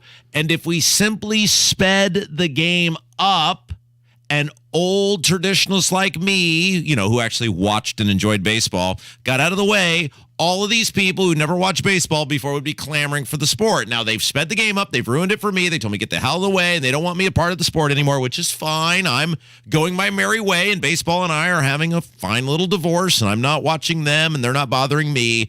But you're telling me that baseball, with its sped up rules and all the young people that were going to be clamoring and going to it, and all the people who are going to be flocking to watching baseball because the old, tired traditionalists like me were out of the way and the game was 20 minutes faster, it got beat by pickleball? It did. It got beat by pickleball. Wow! That's so wild and weird, Casey. And again, I would if it were something that was a ratings giant like the National Football League, I would say, well, no kidding. And not to in any way dilute the popularity of pickleball, as I understand many people who have a certain seasoned status are taking it up. But wow, to lose to pickleball, I'm not going to say that I told you so, that people who don't like baseball aren't going to like baseball because you made it 20 minutes faster, but, well... You rest your case? Yes, the prosecutor rests, Your Honor. Thank you. So an average of 670,000 viewers tuned in. This was a 2.5-hour competition. It was held at the Seminole Hard Rock Casino and Hotel in Hollywood, Florida. It was the opener of about 5 different tournaments, and lots of fans tuning in to see this. It was a doubles match. So I don't know the rules of pickleball. I have never played. It looks like tennis on a shorter court. Yes, but it is very popular. People are in leagues. The local parks departments are spending exorbitant taxpayer money to build these pickleball courts. The seasoned citizens are lapping it up. And it is apparently now you've got big money going into professional teams.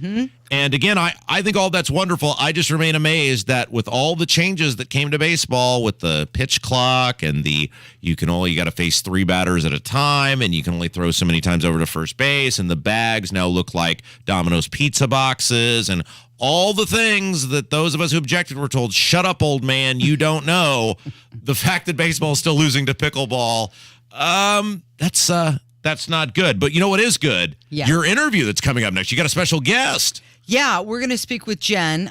She came in and we talked about what's going on with women's sports and biological males playing in women's sports and just her thoughts on that. No, I don't mean to steal your tease here, but we should tell everybody Jen Young is the former Olympic athlete. Yes. That's why this is important. She is a woman. She's an elite athlete. We have assumed her gender. Yeah. She is an Olympic athlete, former Olympic athlete. She had called the show last week to lament men in women's sports. And she's going to be with us to talk about that. Yeah, she is. And I'd like to point out something that you might notice throughout the conversation is when we first begin talking, she's very confident. She's very sure of herself. She's got direction, knows exactly what she wants to say when we're talking about her involvement in sports. And then throughout the conversation, you can hear a little trepidation.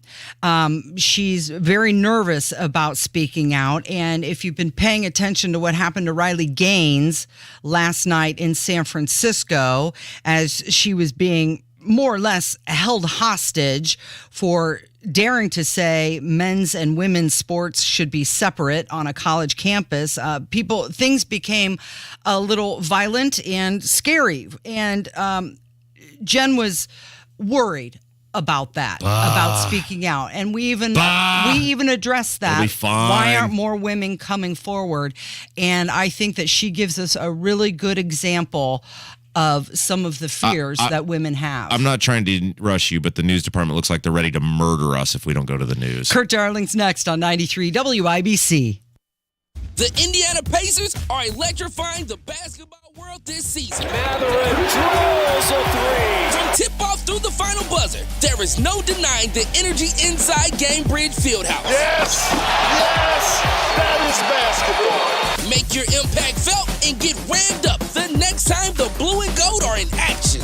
It's Fan Appreciation Night when your Pacers battle the Pistons Friday at 7. Special giveaways, food and beverage discounts, and more. Get tickets at Pacers.com. 93 WIBC Mobile News. On the level, on the go. The community joins together. 47 degrees here on Monument Circle. I'm Sasha Nixon. Here's what's trending at 10:30. A temporary relief center in Whiteland is now open at the Clark Pleasant Community School Corporation Administration Building. There, you and your family can get assistance with identifying documents such as birth certificates and driver's licenses and access a number of other important resources. A local organization will soon host a huge garage sale for cats, and you can help support the cause in multiple ways. Indianapolis Animal Care Services and Indy Neighborhood Cats will be hosting the annual mega yard sale at the end of the month. In anticipation, they are asking you to donate items that can be sold as part of this fundraiser.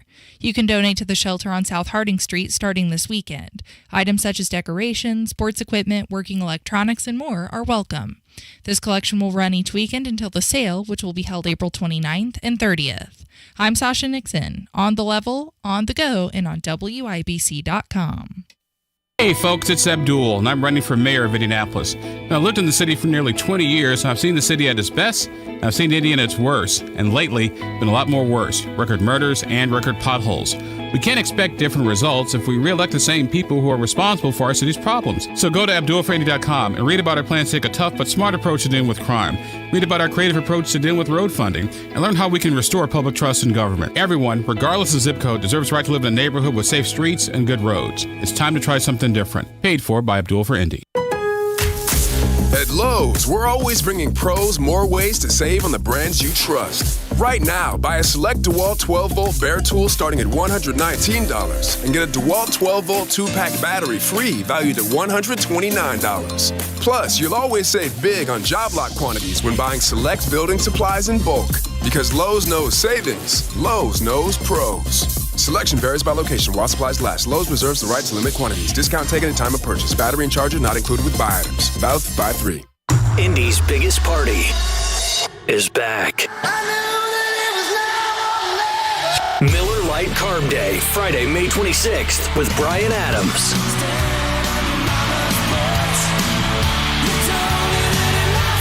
With special guest Soul Asylum. Miller Lite Carb Day, May 26th at the Indianapolis Motor Speedway. Concert pit and VIP tickets on sale now at IMS.com.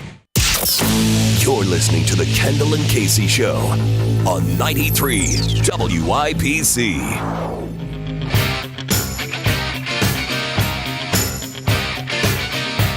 WIBC, it is Kendall and Casey.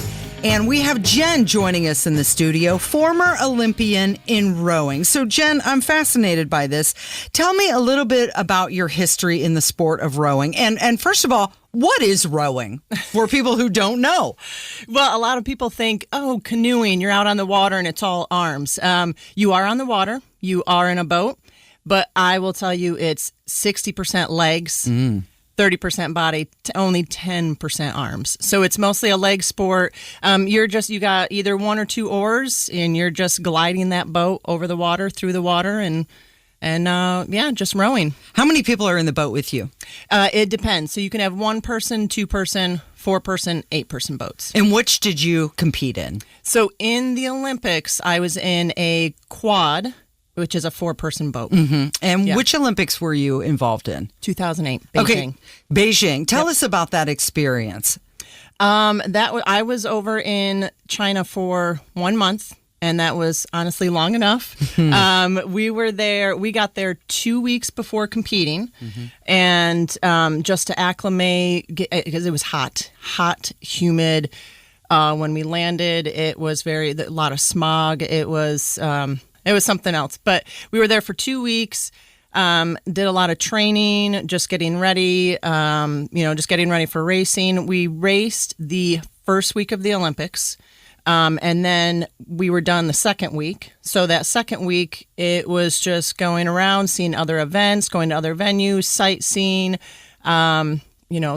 There is some parties going on in the evening, so attending those. And just having a good time. And how did you guys do in the Olympics? The boat I was in came in 5th place. Oh! We were in 5th. Yeah. So you did really well. Yeah. I mean, Not when bad. when you think globally, fifth, that's pretty darn good. Yeah. And really, for the Olympics, a lot of people don't know this, but you have to qualify the year before. So, because there's only 8 countries that can enter, at least for the event that I was in, 8 countries that can enter at the Olympics. So you had to qualify your country that year before. Okay. So not everybody makes it in. And you're still involved in the sport today. Yeah, I try to coach when I can. I continue to row when I can. Just definitely not at that elite training level. Yeah. Yeah. It takes a lot of time and a lot of effort when you're competing at that level. Yeah. Hoosier and former Olympian Jen is joining us. And Jen, you recently received an email from a teammate. Tell us what the message was. Basically, it was from a former teammate of mine, asking for my support in U.S. Rowing put out a gender equity policy, asking for my support in supporting trans athletes in rowing, specifically juniors and masters, not at the collegiate level or the Olympic level, but juniors, which is middle school, high school, and then masters, adult rowers. So this former teammate wanted your support within the rowing organization of having juniors and masters, transgenders in the sport. And you're talking about middle school and high schoolers. Yes. Okay. And how did you feel about that? It irritated me, just because I know how hard I had to work and train to compete at the level that I was at, and even now, if I go out and race, I would be racing as a masters. If I race against a biological man, it's science and it's biology. They're just naturally stronger. I am more efficient on the water than most people because I know how to set the boat and how to row. So I may be able to win that way, possibly, but just strength-wise, they're just going to be stronger than me, and it's going to be hard to compete. I'm pretty fit for my age and for a woman, and it's going to be hard to compete against that. And it just kind of irritated me. I would like to see the gender separate, a man's, woman's event, man's event, and maybe a trans event. Because so with women's rowing, women only began competing at the Olympic level in 1976. That's pretty recent. Yeah. Very recent. And they had to fight for that because of Title IX. They had to fight for that. There were, and then to just allow, a biological man enter the sport. Yeah, it just kind of takes away from what those women fought for. I understand exactly what you're talking about. I have a daughter who played soccer from 5 years old all the way through graduation of high school. But she also wanted to play lacrosse, and there was not a girls lacrosse team available, and she wasn't allowed to play on the boys team. So as the good loving mother that I am, I went out and created the girls club, which involves forming a 501c3, working with the National Lacrosse Association, getting bank accounts, getting insurance, hiring coaches, getting practice fields, striping the field, finding other schools to compete with, all of this stuff, because she was not allowed to play on the boys' team. And now what is happening with women's sports, if there's a biological male who's transgender who wants to play on the women's team, that's okay. After all of the work that we did to establish a women's team, that's not fair, and it's taking away from the efforts of all of the women who came before.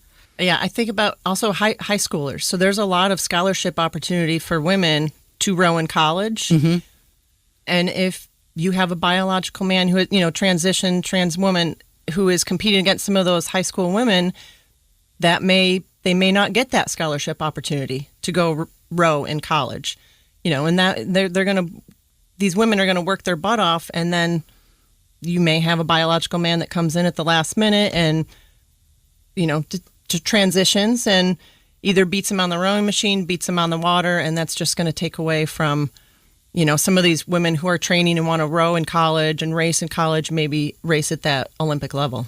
What do you think the NCAA should do about this, at least on the collegiate level? Do you have any thoughts on that?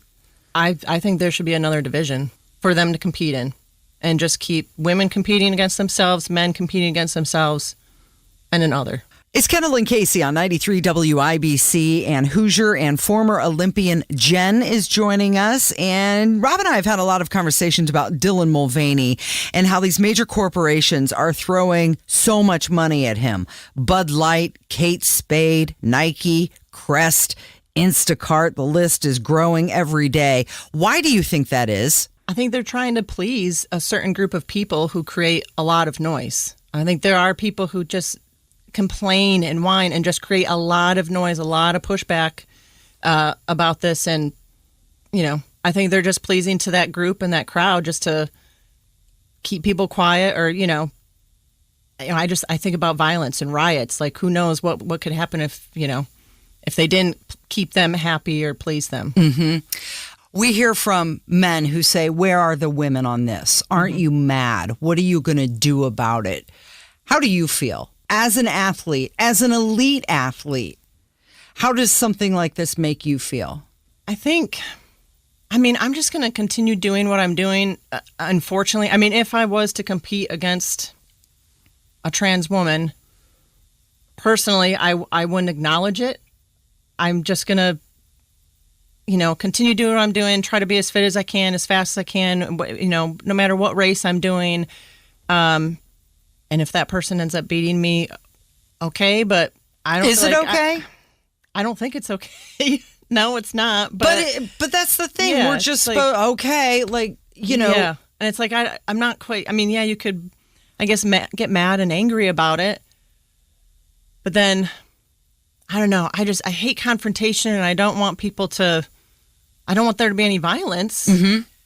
And I think I just honestly I get worried about the other side or, being bullied and just your life ruined. That's the thing. It's like if I was to stand up or, make a big ruckus about something or fuss about something, I'd be afraid of, like, for me and my family and getting ruined. And, and you don't want that to happen. That's what I get worried about. So at this point, we're expressing how we feel about this. It's not fair. It's not just. Until there's some kind of, until there is a change. I hope that there will be, or people will see how unfair this is. But until then, just keep doing what I'm doing. And like you said, communicate and just have this conversation and let people know. Jen, I appreciate you coming in today. Yeah, no, thank you so much. It was a good talk. Yes, thank you. Thank you. It's Kendall and Casey. It's 93 WIBC. Hammer and Nigel show 3 to 7 this afternoon. It's Beer Sample Friday. Representative Jim Banks will join us, and Guy Relford pinch hits for Big Nige, 93 WIBC. Hey there, it's JMV. If you have clogged drains, listen up. There are some clogs a plunger simply cannot fix. That's when you need a professional, and I highly recommend the team at LD Smith Plumbing to handle any water problem in your home, especially clogged drains. They have the know-how and the latest equipment to find the clog and remove it. They're truly water's boss. In the frustration of clogged drains, visit ldsmithplumbing.com today and request an appointment. That's ldsmithplumbing.com today. Hey, good morning. It's Casey. And if you've considered doing any home improving, consider the garage, especially with the help from Galaxy Concrete Coatings. Here's a review. I recently worked with Rick and his team to help me with concrete coating project in my garage. I couldn't be happier with the results. From start to finish, they were professional, courteous, and efficient. They went above and beyond to make sure I was satisfied with the final project. You'll be satisfied too. Call Galaxy Concrete Coatings today, 317-751-9070. Whether it's for the garage, the driveway, the pool deck, even the patio, they can do it all and make the space so much better. GalaxyConcreteCoatings.com. It can be dangerously easy to steal your identity during tax season because so much sensitive info is all together. Before we start the annual meeting of Sean's personal info, has anyone seen Social Security number? Not me. Nope. Nuh-uh. Oh, no. He's been stolen. LifeLock by Norton makes it easy to help protect yourself. If you become a victim, we'll work to fix it. No one can monitor all transactions, but you can save up to 25% off your first year with promo code NEWS at LifeLock.com. Identity theft protection starts here. Hubler makes it easy to get your perfect car or truck. Get your vehicle your way. They'll help you pre-order a vehicle built just for you. Visit drivehubler.com.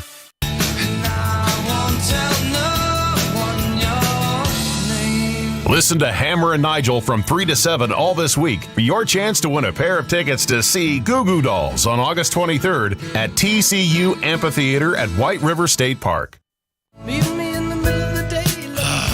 So disappointed. Bring me southern kisses. So disappointed. In what? I've been planning this all week. Kev's got the Steve Forbert Romeo's tune playing. Mm-hmm. One of the great songs of the early 1980s. Total one-hit wonder. And this was totally for Hammer. Oh. Because Hammer was the promotions director at the casino when this guy played one time. Mm-hmm. And there were like 3 people who showed up. And I was just going to have Kev bust out with that just to see his reaction. I'm sure he'll give us his reaction when he runs in here. He sent us a note saying he was just running a few minutes late. He's probably in the elevator right now. I had been planning that all week, and I was going to hit him with that on a Friday, and I just thought the reaction was going to be great. That's one of my 10 favorite songs of all time. It is a decent song. I'm not really much of a casino guy, but doesn't that kind of seem like a weird kind of song to play at a casino? Well, I think that's why Hammer was very perplexed that they booked him at the casino. Because it's so reserved. It's so like poppy. Yeah, it's kind of poppy. It's not Jesse's Girl. Right. And did he get in trouble for the low turnout? The 3 people who showed up. Well, this is the question. You didn't do your job promoting this. So Romeo's tune was 79. So, I mean, again, it's not like lots of people have really recognizable songs, but they have other ones. So what's the guy who's playing Carb Day this year? Summer 69, Brian Adams. But he also has Cuts Like a Knife. Mm-hmm. There's a bevy of other songs you'll be able to sing along with. This guy, it's one song. It's like Bertie Higgins, Key Largo. Yeah. What does he do? Does he play Key Largo on a loop the entire 40 concert? minutes? Yeah. Rupert Holmes. At least he has one other song, the Answering Machine song. Mm-hmm. This guy, it's one song. That's it, just one. Who in the history of ever was like, what are we doing this Friday? We're going to the Steve Forbert concert. Did Henry Lee Summer have any other hits? Heck yes! Yeah, I feel like he would be a good guy. Oh, hey, we were just talking about you. I don't know if you heard this conversation. He's waltzing in. He's ready to go. Here, you need some headphones? I'm good. Okay. Did you hear the conversation? I did not. Oh, we're talking about Steve Forbert. I had planned all week. Ticket selling machine. I had planned all week. I was thinking, I'm going to have Kev on your intro on Friday hit Steve Forbert Romeo's tune, and I wanted to see your reaction because I was telling our audience how you were the promotions director at the casino, and he came and played and 3 people showed up. Right. Now, mind you, this was not my call. We were just talking. This was from my boss at the time, the great Bobby Slotman, who now works at the Tropicana in Vegas. Wait. His name, he worked at a casino and his name was Slotman? No. Oh, I was like, that's just too good to be true. That's what we called him. Oh. But he thought, man, this is really going to pack him in because they had closed like the sports bar at the casino in Shelbyville, and they turned it into this like little venue because they wanted it to feel like a Vegas casino where there's shows and there's acts and there's all types of things. So some of the acts they booked in there were Mini Kiss.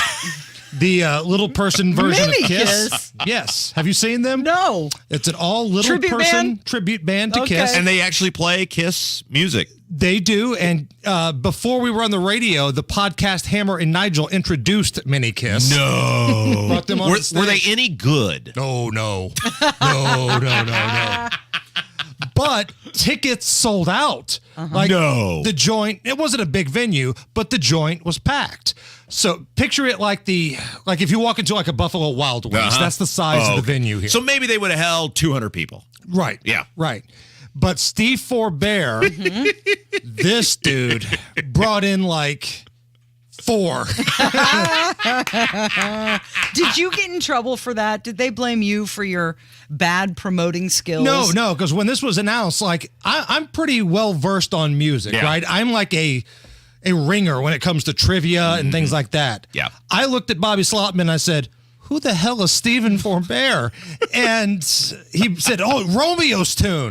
Like that was supposed to be like my bad. Oh, right. Yes. And we knew this was a bad idea. And I was like the DJ at the center bar. And I was also like one of the hosts. My friend CJ was also one of the hosts. And we're passing out free tickets. And people were looking at us like I'm passing out campaign flyers. No, I don't want this. People look at you and go, who the hell is Stephen Forbear? Because that is probably one of my 10 favorite songs. And there's no way I would go to a Steve Forbear concert because what else would you listen to? So remember at the end of that WKRP episode where the big guy says, as God is my witness, I thought turkeys could fly after the disastrous turkey drop from WKRP. Yeah. Bobby Slotman, I thought people would like Steve Forbear.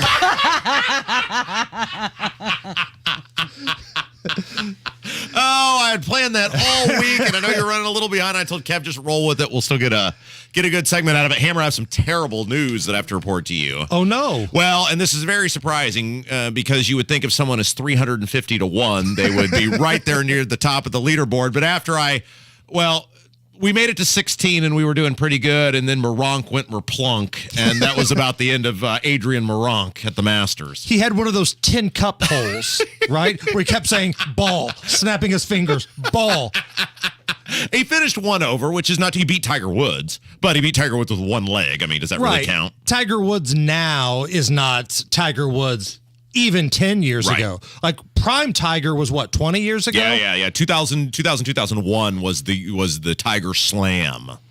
That's the greatest accomplishment in the history of sports. And maybe we can get into this for a second. I think holding all 4 majors at the same time and beating the brakes off dudes like Phil Mickelson, I don't know what you would say is greater. So, all right, with today's media, and this is an interesting discussion, would it be more difficult to do that Grand Slam that Tiger had, or let's say hit in 56 straight games in Major League Baseball? Wow. The Joe DiMaggio 56-game hitting streak, because now, like anybody that gets to 11, here comes the media, here comes the press, right? If you get to 20, oh, look out, like 56 in a row. Like imagine the press and the pressure if you get to like 45. Yeah, boy, that's such a good question because golf, there are so many great golfers now. When Tiger was playing, there were probably 10 guys who could win any week and 80% chance it's Tiger. Now there's 30 guys who could win this golf tournament and any major that goes out there, but 56 games in a row. And there's the relief pitchers now. Right. Specialized pitchers designed to get you out. Yeah. There's, side armors, there's curveball guys, breaking ball guys, dudes that bust you in and out. Like the analytics are there just to get you out. Yeah. And let's say you get, you fly out to deep center field your first at bat. If you walk the next 3 times, streak's over. Right. And keep in mind, even though they've banned the shift now, there's still analytics of, all right, let's see. Imagine if Joe DiMaggio played today. The numbers show DiMaggio always goes pull side. Yeah. So we're going to have our outfielders play a little bit more toward the line, and maybe you lose that bloop single that would have kept the streak alive. I'm going to go with 56 games. I think 56 is harder. Mm-hmm. I think some guy could just play out of his ass for an entire year. Like if a John Rahm, who's Casey's man, bet a sizable amount of money on to win the Masters. The house has money on him. That would have been my pick if I wasn't picking just to insult myself and have good radio bits. I would have gone with Rahm. Yeah, like a Rahm or a Scotty Scheffler could for a single year, 4 times in the year. Like there was a period where David Duval was just a machine. Yeah, you're right. Yeah, it's got to be 50. It's got to be 56 games in a row. The press, the pressure, the analytics, the relievers that are designed just to get you out. I'm with you 100. I'm with you 100% on that. You have totally made up my mind that 56 games in a row would be far harder. Can I just say that segment you had with Micah Beckwith earlier was awesome. Oh, thank you. I loved hearing that. You don't hear a lot of that in the media today. Like it's so out of the box to talk about faith and religion. And I thought that was really good. Yeah, so if you missed it earlier, no, it's up on the podcast. We had Micah and then the lead pastor at Life Church, Nathan Peter. Now, and we talked about Good Friday. Yeah. Because you hear people all the time go, happy Good Friday, have a great Good Friday. People get Good Friday off. And while Easter is celebrated and Easter is revered, and that's people get whatever around that, which they should, people don't talk about Good Friday, which is equally as important. And I just thought, look, Good Friday was the sacrifice. Yeah, we have this opportunity. We have these airwaves. Let's use it for something really important. And it's always interesting to me that people that get upset, like, well, you shouldn't say Happy Good Friday. And we hear the same thing with Memorial Day, too. Mm-hmm. Don't tell somebody Happy Memorial Day. I think if your intent is there, if you're wishing somebody well, like nobody wants to see Jesus die on a cross, right? You're not wishing, hey, happy die on a cross day. But the intent of wishing somebody well is there, and I think that's okay. Yeah, and that getting a compliment from you is rare, so I feel like it must have been really good. So you're thinking it's more of a day that you honor it? How would you express Good Friday? I would say Happy Good Friday, but I'm not one of these people that's like the grammar police. Mm-hmm. Yeah, you shouldn't say this because it really means that. Sit down, shut up, and spin on a chair and go satisfy yourself. Have a Good Friday. I have a baseball question for you. Yes, sir. Because you're a baseball nut. You're a Cubs nut. You know, I'm out on the baseball this year because they've ruined it for me. It sounds like it's a traditional Cubs season, and I know you're very critical of that because the owners of the Cubs have a gajillion dollars and spend none of it on the baseball team, which is crazy. They got tons of money to blow on politics and ridiculous things around Wrigleyville. Oh, yes.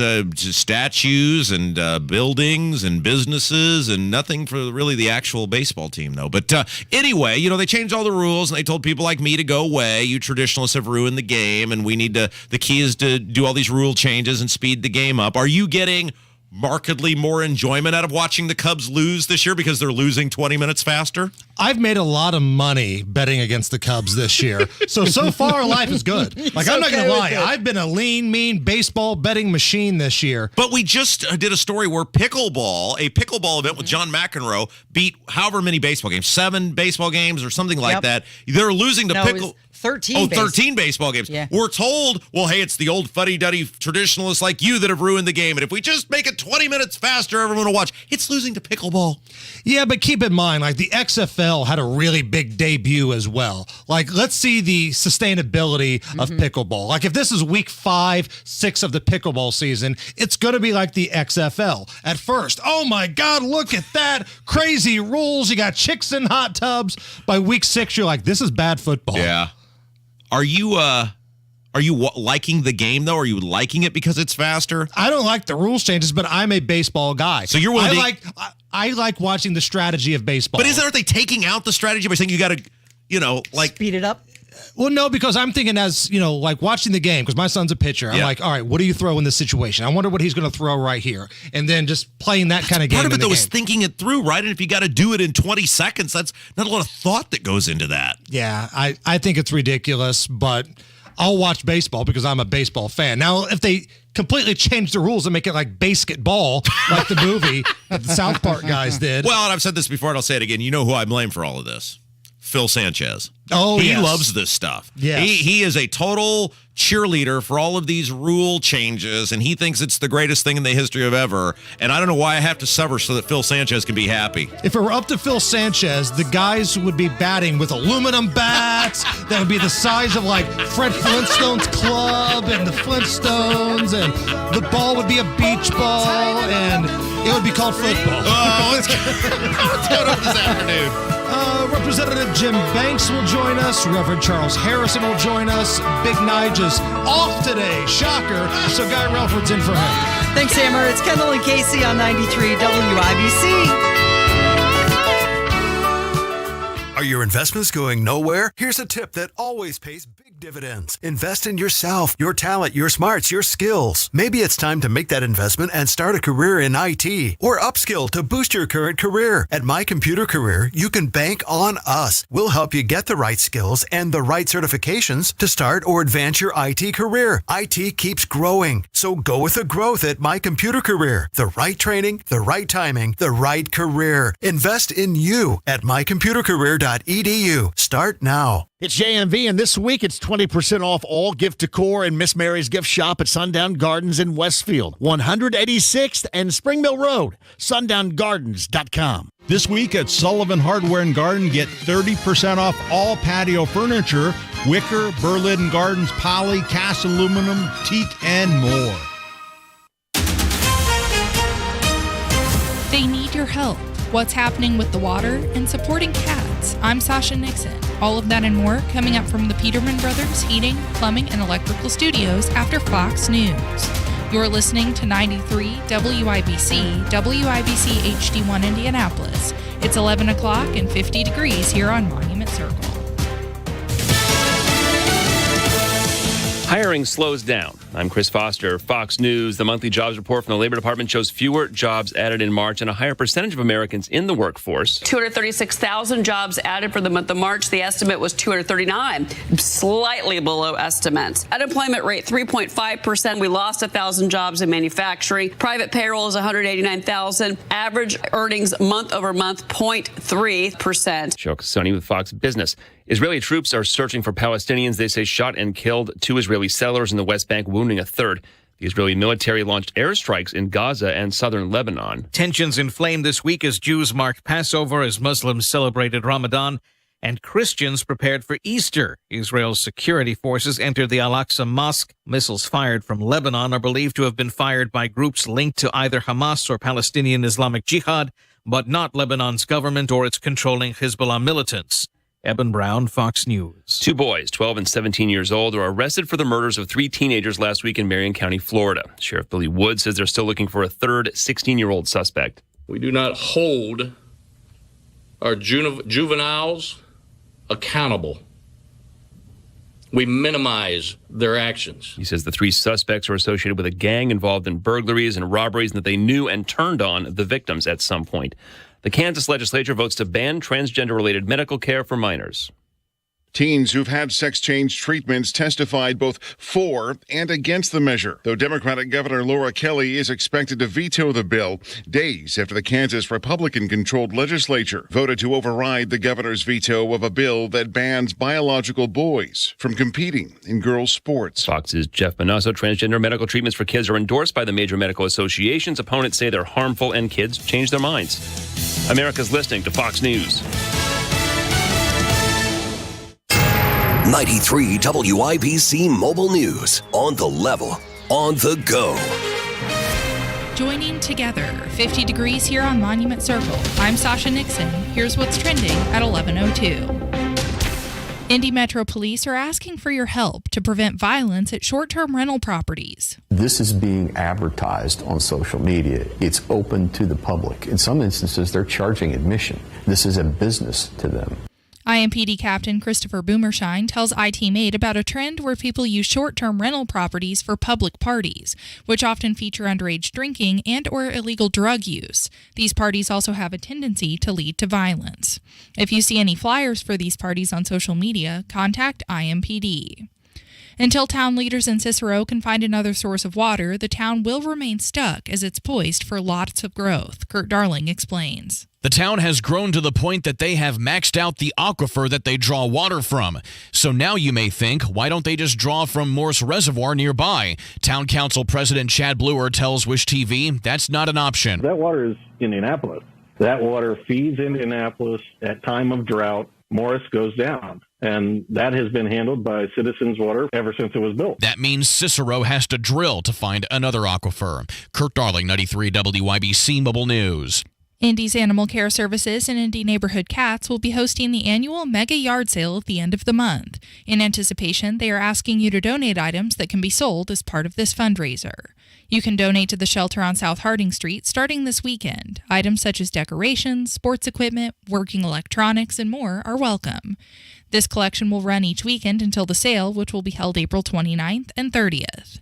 The average price for gas across the state is currently $3.57 per gallon, according to GasBuddy.com. I'm Sasha Nixon. On the level, on the go, and on WIBC.com.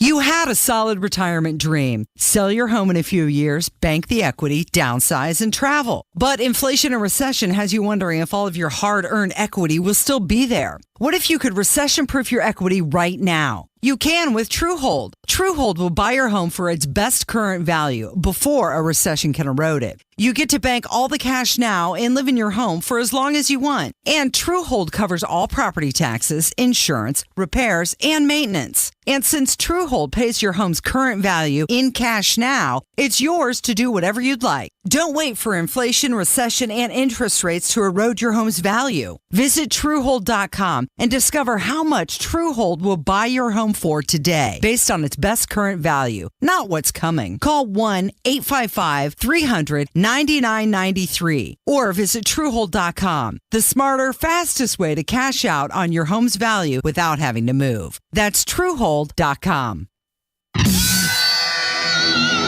You're listening to Rob Kendall. The idea that because some guy down the street from you sold his home, you should have to pay more taxes is wholly ridiculous. The whole thing is a giant scam. And Casey Daniels. Sounds like the Indiana Republican Party needs to work on their P&L statements. Taking this much, you spend this much. On 93 WIBC. Good morning. It is Friday, April 7th. It's 5 minutes after 11. It's Kendall and Casey on 93 WIBC, inviting you to stick around for the whole hour. It's a big, big hour. But we're going to start talking about Joe Biden's administration blaming conditions created by Donald Trump.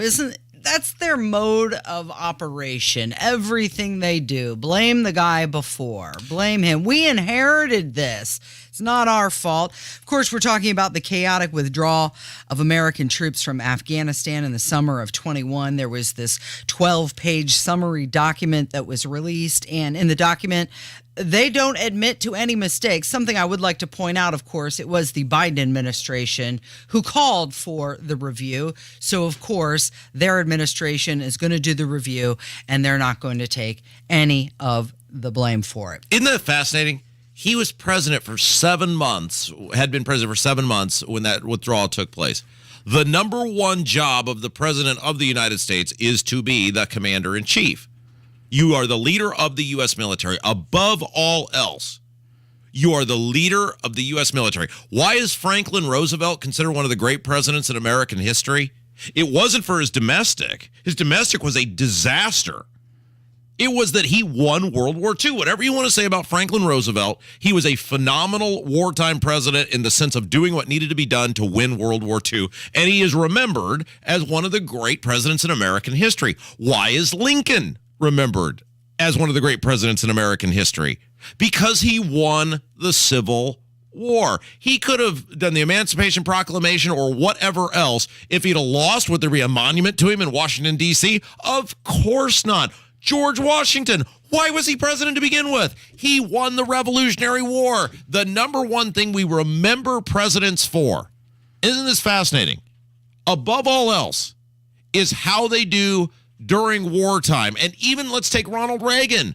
What is he most remembered for? Winning the Cold War. Mm-hmm. And that wasn't even an actual war. Yeah. So the idea that for these Biden people to go, well, it's Trump's fault. Well, a bunch of things were in place and we didn't have any choice. Bull. Yeah. You always have a choice when it comes to foreign policy. And it wasn't like you had 5 days. You had 7 months. If it was so bad, you should have come in there and said, we're not doing that. New regime in town. We're not going out this way. But it wasn't a disaster because of Trump. It was a disaster because of you. Okay, so they're saying that he inherited this deal that was struck between the previous administration and the Taliban. He didn't have a phone for 7 months. He couldn't have renegotiated the deal. To say that it's the other guy's fault is just lazy. He could have done something himself to renegotiate any sort of terms. And by the way, Biden made the decision to withdraw. He even picked the exact date. That wasn't on Trump. He's responsible for all of the failures in planning and the execution. And they're citing intelligence that provided overly rosy projections. Look, Casey, you want to describe to everybody what I'm doing right now? I'm multitasking. Our camera is broke on the YouTube chat, and so I'm trying to get it up to... Oh, look at that. Look at what I just did. I'm not even sure if you could see me anymore at this point. Kev, can you even see me? Let's see if I get up on a stool here if you can see me. Kev, how about now? Can you see me now? I can see your hairline. All right. Well, for those of you in the YouTube chat, you're getting quite the show over here as the camera is broke again. But while we fix the camera, James Rosen, he used to be with Fox News. Now he's with... Thank you, Casey. Just made go it worse. Whatever. I'm trying. It'd be great if there was somebody from digital who could help us, but of course there's not. We're talking about something serious. Yeah, no, Rob. we absolutely are. So James Rosen of Newsmax, used to be a Fox News.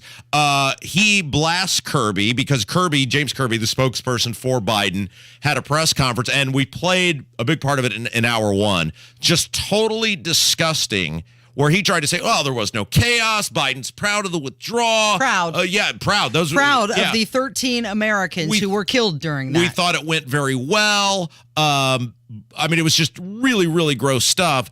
And James Rosen of Newsmax took him to task.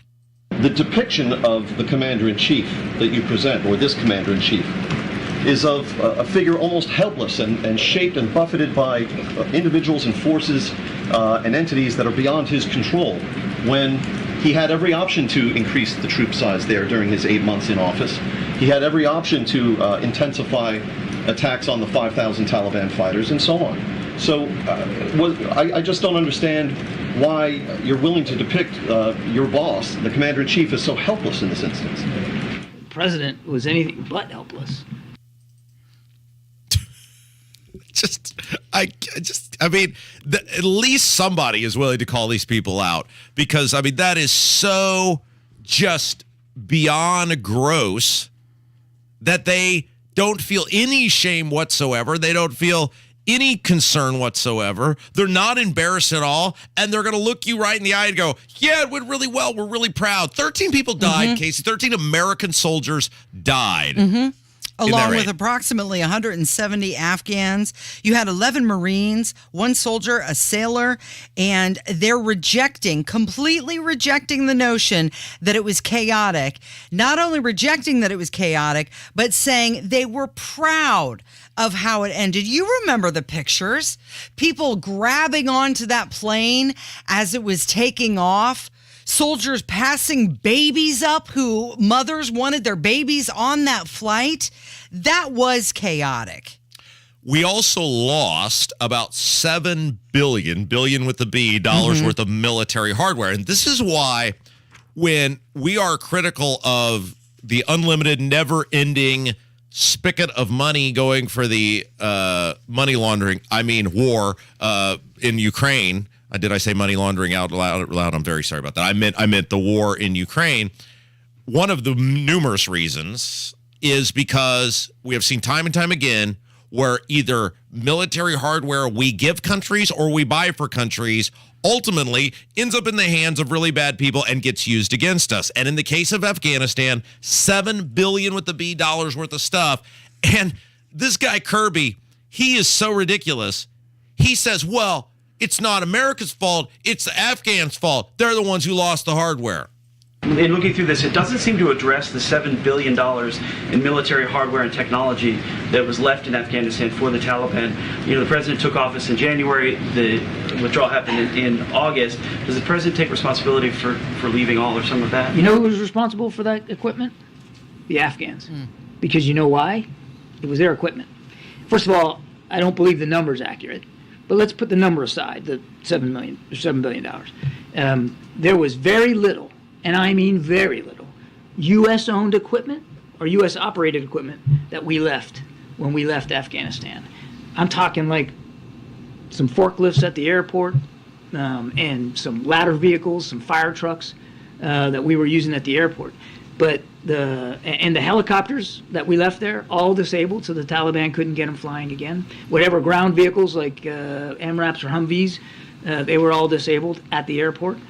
Everything else outside of that airport, the stuff that's at Bagram or you pick the base in Afghanistan, was all turned over in according with a very elaborate, deliberate, retrograde plan that the U.S. military put in place to turn over all that stuff to the Afghan military. And the Afghan military, as I said in my opening statement, decided they weren't going to fight for their country, that they were just going to leave it behind. So it is the Afghans who are responsible. So he admits this is the thing that many of us have been saying for 15 years now, which is we never should have been over there doing that to begin with, because these people clearly didn't want to fight. How many hundreds of billions of dollars of our money, of printed money, did we spend in that country? And how many lives were lost? And through president after president, be it Bush or Obama or then Trump, we were essentially told, oh, you liberty and freedom people are out of control. You got to sit down and shut up because the future of democracy around the globe hangs in the balance, and you want these people to be overcome. These people want liberty. They want freedom. They want to fight for their country, and you're denying them that by questioning the money we're giving them and the things we're giving them. Clearly, they don't, because it almost never, ever works out when we get into this nation-building bullcrap. So I'd like to at least thank John Kirby for admitting for the past 15 years, people like me have been exactly correct, and people like you, because it was bipartisan, it was Obama, it was Bush, it was Trump, were wrong that these people didn't want to fight for their freedom, and it was a colossal waste of time and resources. Yeah, Thanks. So they're blaming Trump, and then he blames the Afghans, and this wasn't the deal that we created. Well, renegotiate, go back in. And did you hear Kirby? He's like, well, there's no equipment there, well, except for the trucks, but that was it. Oh, well, and the cars, and okay, and the ladder, and the helicopters, Oh, and the Humvees. Like, it's absolutely nothing. And he's saying they were all disabled. Like, there's nobody smart enough to go back in there and enable them. They can't turn them back on. Donald Trump tweeted out, he said, these morons in the White House who are systematically destroying our country, headed up the biggest moron of them all, hopeless Joe Biden, have new disinformation game they're playing. Blame Trump for their grossly incompetent surrender in Afghanistan. I watched this disaster unfold just like everyone else. I saw them take our military first, and Trump says it's $85 billion worth of military equipment, allow killing of our soldiers, and leave Americans behind. Biden is responsible and no one else. All right, let's take a break. We got a lot of voicemails, Casey. People remain fascinated. We've had a big old conversation the last couple of days about jury duty, about jury duty during COVID, about how to get you out of the jury duty. We got a bevy of phone calls about that, and then we got some other really good phone calls on some other topics. So let's, and then we got a very special guest coming up at the end of the show. Yeah. So let's take a break and let's get to some voicemails when we come back. It's Kendall and Casey on 93 WIBC. Hammer and Nigel. Noble Romans. I think one of the original ones is still open on 10th Street on the west side by Ben Davis. Yeah. That's one of the OGs of pizza places. Walking up on those little steps and you can watch them make the pizza through the giant window. Because I saw an ad for that 10th Street Noble Romans, and I looked at the monster, and I thought, you know what? That's a pretty damn scary monster. Right, that blue thing with the green nose. Hammer and Nigel, weekdays 3 till 7 on 93 WIBC and WIBC.com. Indy's biggest party is back. Miller Lite Carb Day, Friday, May 26th with Brian Adams.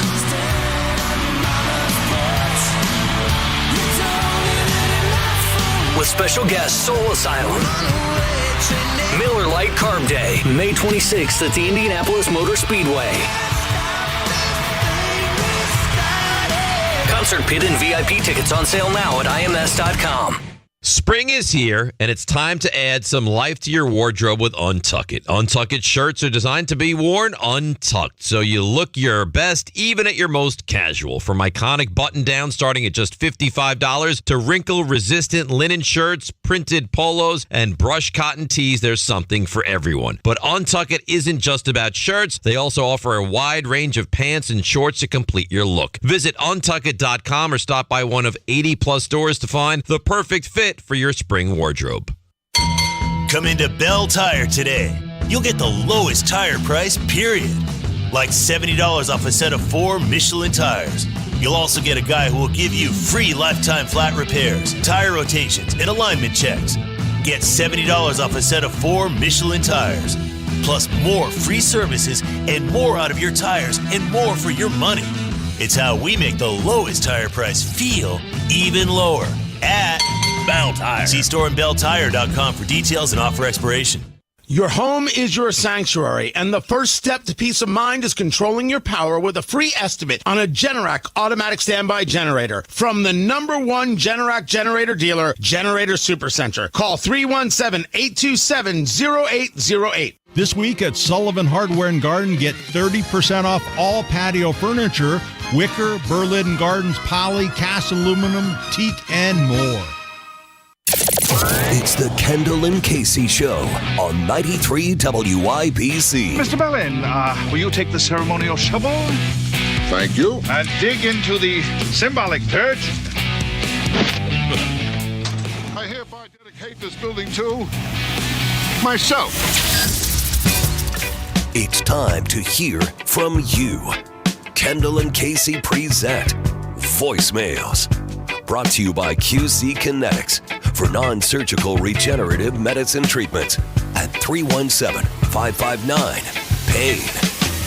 I'm so sorry you have just reached my answering machine. 20 minutes after 11, it's Kendall and Casey on 93 WIBC. We'll get to your voicemails in just a sec. Trending this morning, Michael J. Fox.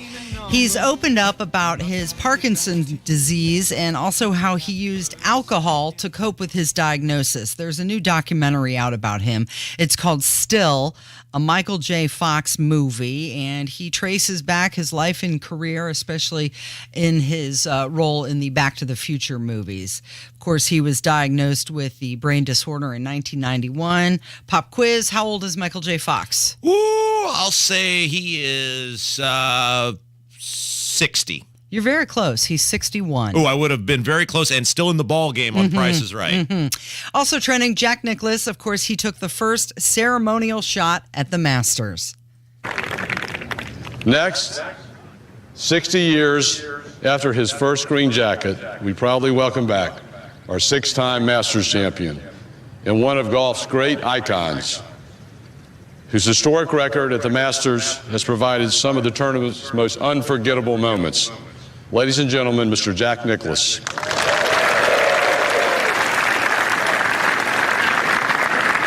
we could let that audio go and listen for his first shot, but it actually took him a few seconds to wind up. He's old. He's in his mid-80s. It looked like the ball that he shot actually went to the right. What do you call that? Is that a shank? The fact that he can even move, that'd be a slice. A slice, okay. Jack Nicklaus has not sliced since he was about 6 years old, but he's, whatever, hell, he's got to be in his mid-80s by now. So the fact that he can even move, much less hit the ball, is pretty damn impressive.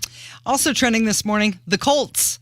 They had a private workout with the Kentucky quarterback Will Levis. It took place yesterday. They brought a whole convoy with them, the GM, all of the assistant GM, the college director, all of them. The Colts hold the 4th overall pick in the 23 NFL draft, and Will Levis, if they choose him, I'm a Colts fan. You think he's attractive? Is that why? That's your deal? He looks like he can throw a really good football. You think he's well assembled? He can throw a really good football.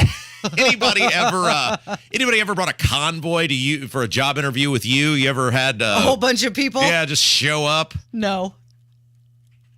What about you? No. No. Although when I did apply for the job here, they put me through my paces. Yeah. That's for sure. All right, so we're going to do 2 voicemail segments because we got one just dedicated more to Casey got summoned to jury duty. Mm-hmm. So number she's got to call. She's got to go through the process. And we've had a bunch of people call about how to get out of jury duty, how they pick juries for jury duty, tips, tricks, whatever. But one of the things we've been talking about is what the hell happened to juries during COVID. Right. We had disagreeing answers yesterday. Well, we had one person who called who had no experience. She was just pulling it out of her backside. And then somebody who called who was actually on a jury during COVID. But then the case got dismissed. I can't remember exactly what happened, but we said, look, if you were on a jury during COVID, during these periods, I want to know, did they make you go to court? Did they let you be a jury from your home? Could your dog sit in your lap while you sentenced someone to die? What happened? And a guy who was an attorney during COVID called in. Hey guys, I was an attorney during COVID in Marion County. For a while, we had jury trials out at the traffic court out on Washington Street, but that really didn't work out very well. We had some in the city county building downtown, but we ended up having the 6-foot distancing for everyone, and it made it where you couldn't have people in the gallery except for the jury. There were very few juries that went simply because we couldn't get enough jurors to come in, or we had people, either side parties, who were sick with COVID or something else that could have been COVID. So most of them got congested by the court or continued by the parties. Thanks. Bye. I was wondering about that, about the 6 feet apart, and I assume they had to mask. Yeah. Did they have to show proof of vaccination? We had to show it everywhere else. You just show it to go to a restaurant. You're so funny. All right. Somebody who had a interesting story about getting out of jury duty. Hi, Robin Casey. Hey, a couple of things here. As far as jury duty goes, I was selected, or not selected for a jury, but was interviewed for a jury years ago. I had 2 small children at the time, and it was a trial of a child abuser. The girl involved was 16 years old and was accusing a man of sexually abusing her since the age of 4. I told the judge that I could not be impartial because of the fact that I had 2 small kids at home, and it was hard to digest that. The judge told me I needed to be able to separate my life from what was going on in the courtroom. So I simply said, fine, he's guilty. And I was excused. So you got that. Yeah, I told you. You got to go in there and say, I think everyone's guilty. Yeah. That's interesting. She called it an interview. Like, what are your skills to sit on this jury? You asked me. But that's gross. That's the kind of thing that if I have to actually sit on a jury, that's the sort of trial that I don't want to. But it also does show how fragile our society is based on the fact of what if everybody went in and did that? Mm-hmm. What if everybody was like, I don't want to be on a jury. I can't be impartial. Sorry. Yeah, so I'm out. How would it ever work? It really does show the fragility. Mm-hmm. Is that the word I'm looking for? Yeah. Is that a French word? No, I don't think so. I think you're looking for it. Yeah, fragile. Exactly. Oh, it is not there. That's out of the movie. What's the Christmas Story movie? Christmas Story. I thought he was just pulling that out of his ass. That's a real word. When he said fragile, must be I think French. he's mispronouncing the word. Oh, I know it's fragile. I believe that's but the Italian word. Yeah. The Italian pronunciation. Oh, so fragile is a real thing. I thought he was just... I have no idea. You don't even know? I really don't. He's just making that up? Yeah. Kev. I'm just trolling you. You're supposed to be the voice of decency. All right, Casey, let's take a break. We have more voicemails, including a challenge for you. Oh, boy. That I think you're going to want to accept. Okay. Very important, so get ready. All right, I will. It's Kendall and Casey on 93 WIBC. Honey, is our car still under warranty? No, not anymore. My sister just got an extended service plan from Ox Car Care. Ox Car Care? Yeah, Ox will cover our repair bills if anything happens to our car, new brakes, a transmission, AC, or engine problems. Plus, Ox Car Care offers free oil changes, tire rotation, and roadside assistance. Wait a minute, we pay nothing on the repairs? Ox gets it fixed for us? Free oil changes, free tire rotation, and free roadside assistance? What's the number? 800-787-2319. Ox has a 30-day money-back guarantee and an A-plus rating with the Better Business Bureau. They handle their claims from start to finish, unlike other warranty companies. We should call now. 800-787-2319. The last thing we need is an unexpected car repair bill. I'm calling Ox Car Care now. Call Ox Car Care for your free quote. 800-787-2319. Ask about senior and military discounts. Ox covers commercial car owners too. Don't get stuck with a major car repair bill. Call Ox Car Care. 800-787-2319. Indianapolis, do you have old, ugly, or even damaged concrete? Not sure what to do about it, but you know you need to do something? Well, you need to call Galaxy Concrete Coatings. This product is out of this world, and it's right here in Indianapolis. And just in time to give your concrete floors a transflormation. Galaxy Concrete Coatings is 4 times stronger than epoxy. It's designed to not only work on your garage floor, but you can use it on driveways, walkways, around your pool or patio, commercial or residential. And it's UV resistant, which means it will not yellow. And even better, it can be ready to go in about 24 hours. Click on GalaxyConcreteCoatings.com or call 317-751-9070. Indy, you're ready for a transflormation. Call Galaxy Concrete Coatings today, 317-751-9070. Galaxy Concrete Coatings. They are out of this world. Hey, Hey guys, it's Abdul, and I'm running for mayor of Indianapolis. You see, all my adult life, I believed in leaving things better than when I found them. As an attorney, I worked to leave my clients in a better position. As a teacher, I worked to leave my students better educated. And as a political commentator, I worked to leave my audience more informed. Now I'm running for mayor because I want the city to be in better shape.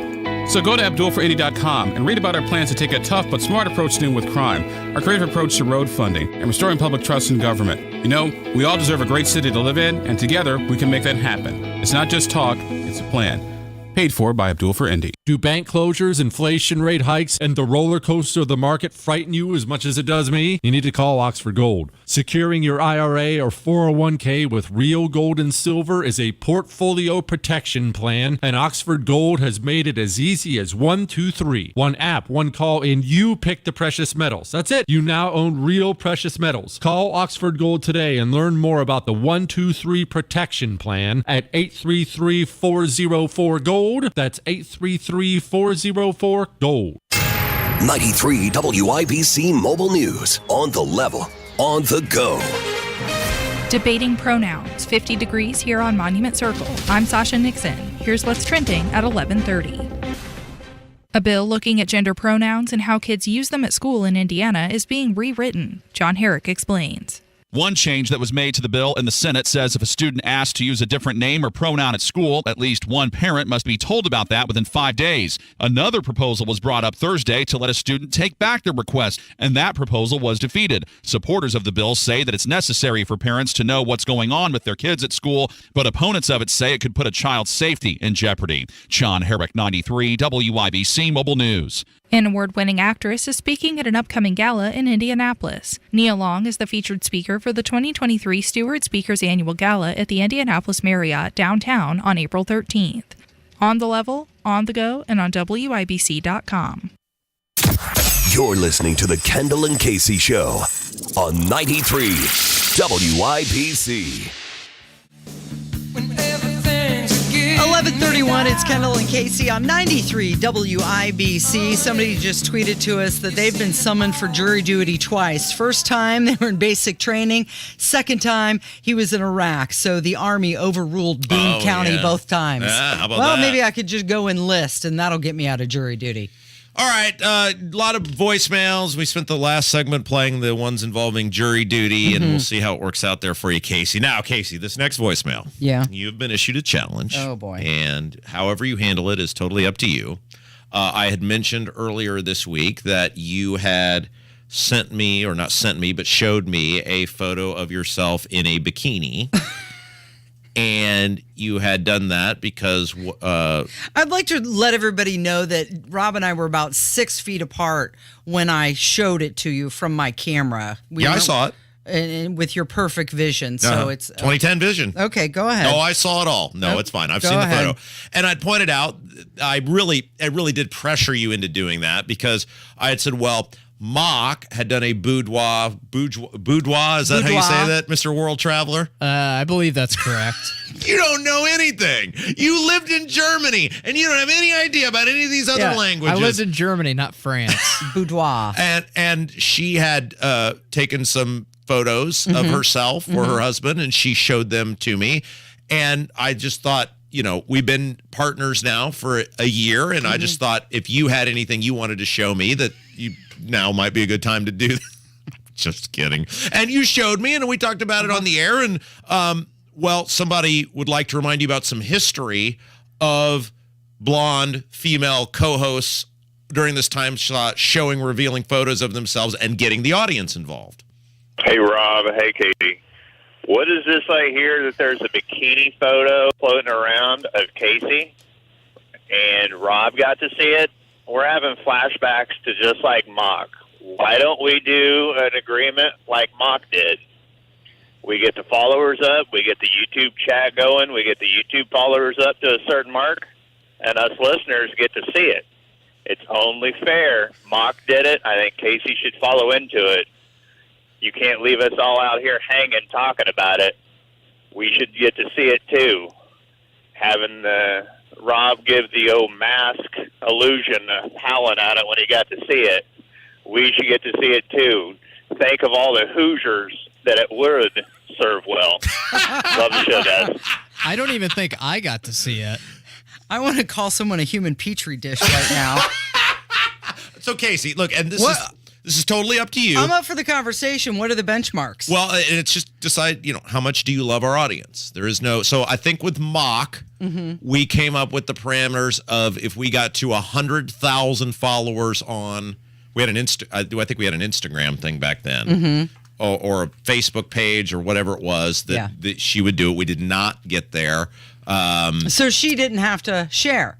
No, it's you can set whatever the benchmarks are, and then if you hit that, you might say, if we get to 7,000 viewers at any time on a YouTube stream or whatever, you don't have to make the choice right now. You can ponder it over the weekend, right? And it's up to you. Okay, come up with the level. I noticed that Mock put a very high number. Yeah, no, that it's fine. seemed probably intentional to me. Well, I mean, it doesn't matter to me. As soon as I get 1 billion followers. Look, it doesn't matter to me, Casey, because I've already seen it. So I can opt out of this. It doesn't matter to me. You just have to decide. And Mock put a very high number up there, which a lot of us thought, and you can ask Hammer, he saw it too, really was disrespectful to the audience. But you can decide how much you really care about the audience. You set whatever number that you want to set. It doesn't matter to us. I feel a little pressure here. No, there's no pressure. A little peer pressure No, here. it's fine. It's, I'm not necessarily saying from you. I'm saying from that caller. You think about it over the weekend, and then we will. And by the way, if you have any thoughts on maybe what the parameters should be, because you want the audience to have to earn this, we do need audience participation. You have to give us a little bit to get a little bit. Sure. You can call the hotline, 317-684-8444, and give us some ideas. Yeah, by the way, he said that it's floating around out there. It's not floating around out there. It's in my possession and my possession alone. No, absolutely. Yeah. Okay, got a call from a guy who is totally spot on, talking about both parties, the Democrats, the Republicans, and how neither of them have any interest in helping you. Talk about holding our politicians accountable and voting for the Republican Party to put the Republican Party in power. I don't believe it's ever going to happen because I think it's all one big bag of worms, and they're all working for each other. No matter what we vote for, they're going to get what they want. Whether it's Democrats in power, the Democrats do what they want. When the Republicans are in power, the Democrats do what they want. It seems to me that we have a bunch of incompetent people in the whole Republican Party, and the only thing they know how to do is take. Instead of being a servant, they want to be served. That's my comment. We are in a sad state of affairs. Well, he's right. Yeah, uniparty. I mean, I think about right now on Facebook, on my Facebook page, I had pointed out how the Capitol Chronicle had mentioned in a recent article that Thompson property tax bill, which doesn't really help you at all. It's the bare minimum, and they went kicking and screaming. The Senate hasn't even heard the bill yet. We're 3 weeks left to go in session. The Senate hasn't even heard the bill, much less changes they'd make to it, whatever. Have they even read it? Oh, probably not. And they'll be told, Rod and Todd, the Flanders boys, will tell everybody what they're going to do. Rod Bray and Todd Houston, the pro tem of the Senate and the Speaker of the House. And on that thread, our esteemed friend from Seymour. Oh, no. This guy again? Is on there once again, and he's fighting with Donald Rainwater. You know who actually gives a damn about you? Donald Rainwater. So he's fighting with Donald Rainwater on your Facebook on thread. my post about how the Senate is not even hearing this bill, and Rainwater's on there sticking up for the folks, and Jim Lucas is on there going, well, how would we fund the local governments? We don't want the schools to suffer. Casey and Brownsburg, they're doing like close to $100 million in athletic field facility upgrades. You got a referendum? No, they have so much money they couldn't. Oh, they don't. They don't need it. They can't spend it all, Casey. Okay, they don't need the referendum. The idea that what would we do if there were no unreasonable property taxes? But this is a Republican on there who found $1.5 million for himself and his House colleagues for raises, who's making $60K plus a year, and works 3 months and doesn't work on Fridays, bitching at Donald Rainwater about property taxes. All right, stick around. Special guest. We got a new segment coming up on the show. I'm not even going to tell you who it is. You're going to love it. It's going to be great. It's Kendall and Casey on 93 WIBC.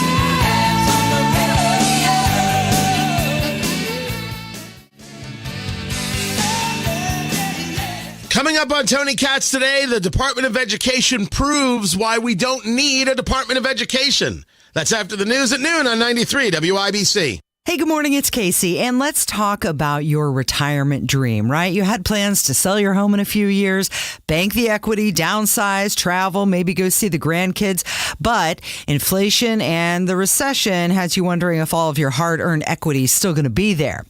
Well, here's a question. What if you could recession-proof your equity right now? You can with Truehold. Truehold will buy your home for its best current value before a recession can erode it. You get to bank all the cash now and live in the home for as long as you want.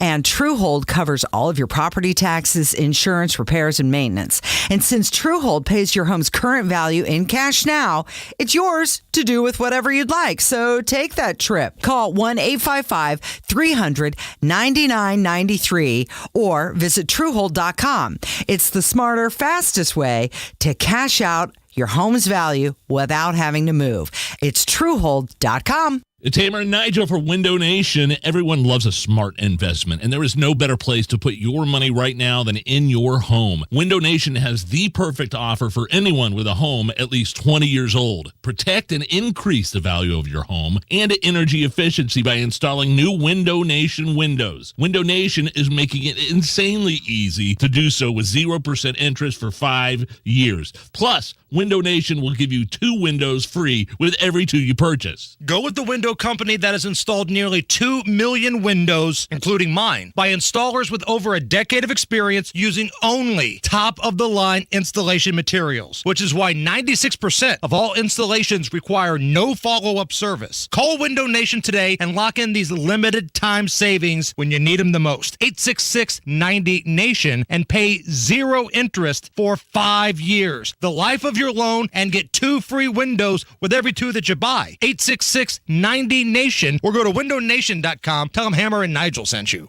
In business, everything your employees do impacts your brand, including what they wear. Cintas has high-performance workplace apparel for almost every job imaginable. From work shirts and pants to polos and khakis to Oxfords or T-shirts, these clothes move, breathe, and look great. Your team gets the styles they like, you convey the image you want. And Cintas service includes weekly laundry and delivery. To learn more, visit Cintas.com. Oh, I'm ready! And get ready for the workday. There's a lot of sexy content on the internet. And there's WIBC, full of faces meant for radio. Hammer and Nigel, Kendall and Casey. Okay, Casey could be on TV. Now streaming every day on YouTube. Go to youtube.com/WIBC. Can't start a fire. You can't start a fire without a spark. This gun's for hire. 93 WIBC, it is the Kendall and Casey show. I'm Rob. Casey's here. And Casey, a few weeks ago, I made an executive decision. Because we are very fond of going into the weekend on a positive note. Yes, we something try. happy, something to make people smile. And I am none of those things. Okay. I've finally come to accept my limitations in life, and I said we must do something to bring a smile and a feel-good to the masses. And, well, it's like a Neil Young song, It Came to Me in a Dream. We must find a former Miss Indiana to tell people how to mind their manners. And gosh darn it, if I just didn't happen to know one. One landed right in front of you. Her name is Susan Beckwith. She's the 2002 Miss Indiana, and she used to write a column about people minding their manners. How about that for something? I love it. And so she joins us now. How are you, Susan? I'm doing well this morning. Excited to be here and get to see a little bit of your world and take part. Yes, we're going to call the segment Mind Your Manners because you used to write a column, right, about weird situations people would find themselves in, maybe uncomfortable situations, and what should they do? Yeah, I used to write for Kit Magazine for many years. It's no longer in publication, but it was a lot of fun. It was called By the Rules, and we would address social etiquette topics that readers would write in. So hopefully listeners will do the same, and we'll have an opportunity to tackle some of those social etiquette quandaries. Yeah, so we're going to get to that next week, but we want to get to know you a little bit this week. So let's start with the elephant in the room. You have the great misfortune of being married to Micah. Or I meant the great pleasure of being married to Micah. Yes, absolute privilege. So, Micah, how did it work? What'd you say to her? Why would she be with you? I was really good at playing songs on my guitar in my college dorm room. This is true. Was able to woo her heart in that moment. I had a good tan. I picture I like to wakeboard. I picture you being like the guy in Animal House playing I Gave My Love a Cherry.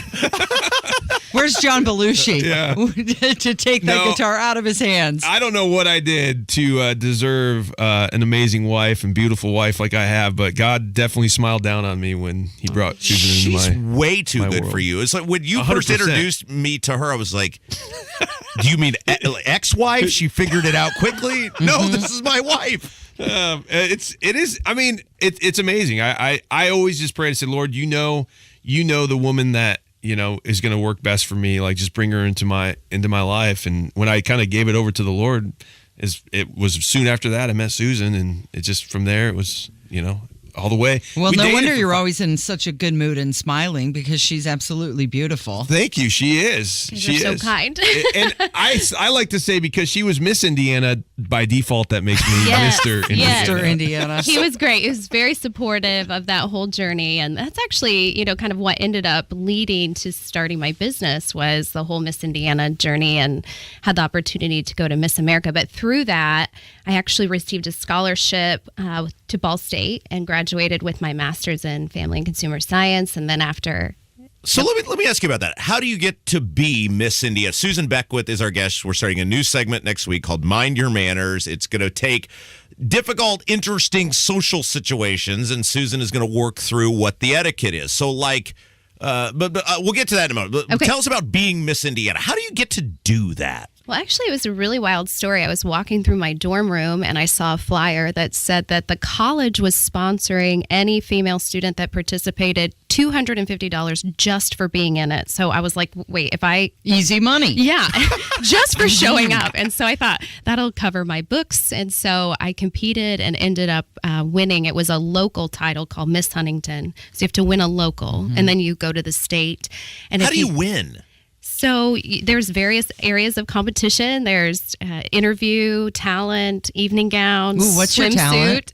I sing. She's got a killer voice. Really? Yeah. Well, we're going to get to that in a second about who she sang for. She sang for royalty, for dignitaries. Even Donald Trump. Really? Yeah. What'd you sing for him? So I'm a bit of a one-hit wonder these days, but I do the anthem a lot. So it was for one of his rallies. Actually, that was in down in Terre Haute, and it was probably my favorite time that I've ever had the opportunity and the honor to sing. It was just so electric in the room. So that was great. But yes. And going back to the pageants, though, Rob, you'll get a kick out of this. I didn't know what I was walking into. We were dating at the time, and she said, "Hey, I'm competing in this local pageant." And it's a whole world in and of itself. Like, these people take it super seriously. So I just show up at the high school auditorium. I'm no joke. I'm in wholly ripped jeans. I have a beanie on and a T-shirt that I took a marker and said "Good luck, Susan" on a white T-shirt. And I thought it was like the county fair, that we were going. And these people were in tuxes and evening gowns. I was like, oh wow, I need to leave now. Like, I don't fit in here at all. So I got a big dose of reality. But it was a lot of fun watching kind of Susan's progression through the Miss Indiana system. So you win a local competition, and then you go to the state championship? So you go to the state competition, which would be Miss Indiana. So my very first year, I placed 4th runner-up. And then I wasn't sure if I would, pursue you gotta it come again. back. Yeah, well, I didn't. The next year, I just really focused on school. But the year after that, the year I was graduating from college, I decided, you know what, I really feel like the Lord has opened the doors for us to try again, and that's the year You're that like I won. Michael Jordan. You took a year off and came back and won the championship. That's right.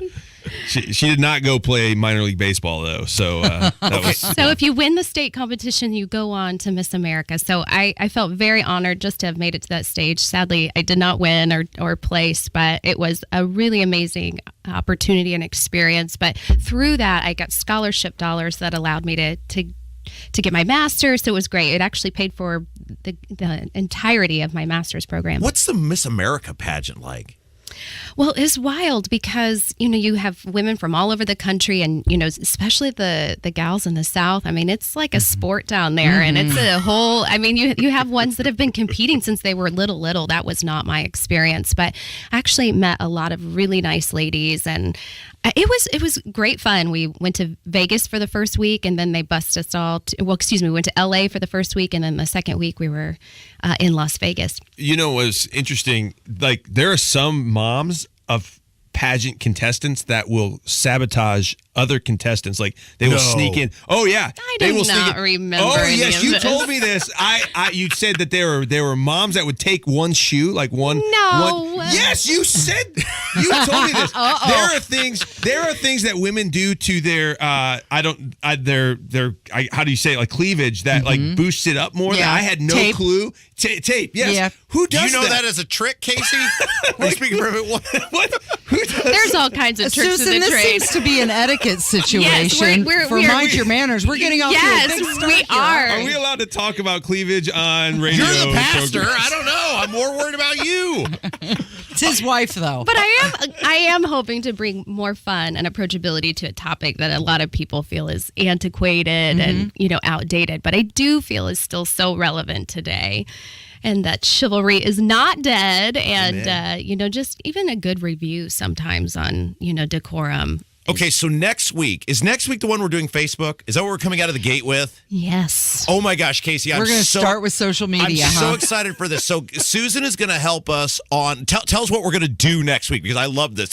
You're coming with an A+ topic right out of the gate. Well, we're going to talk about the etiquette of unfriending on Oh. social media. There's etiquette to that? I thought it was just unfriend. Yeah. Well, so long, sucker. Just some discussion about that because obviously, Queen of Etiquette, Emily Post, that was obviously not something that was even addressed, decades ago. Who but is Emily Post? she's kind of the person that everybody thinks of when you think Yeah, about the for standard real? bearer. Did you know that, Rob?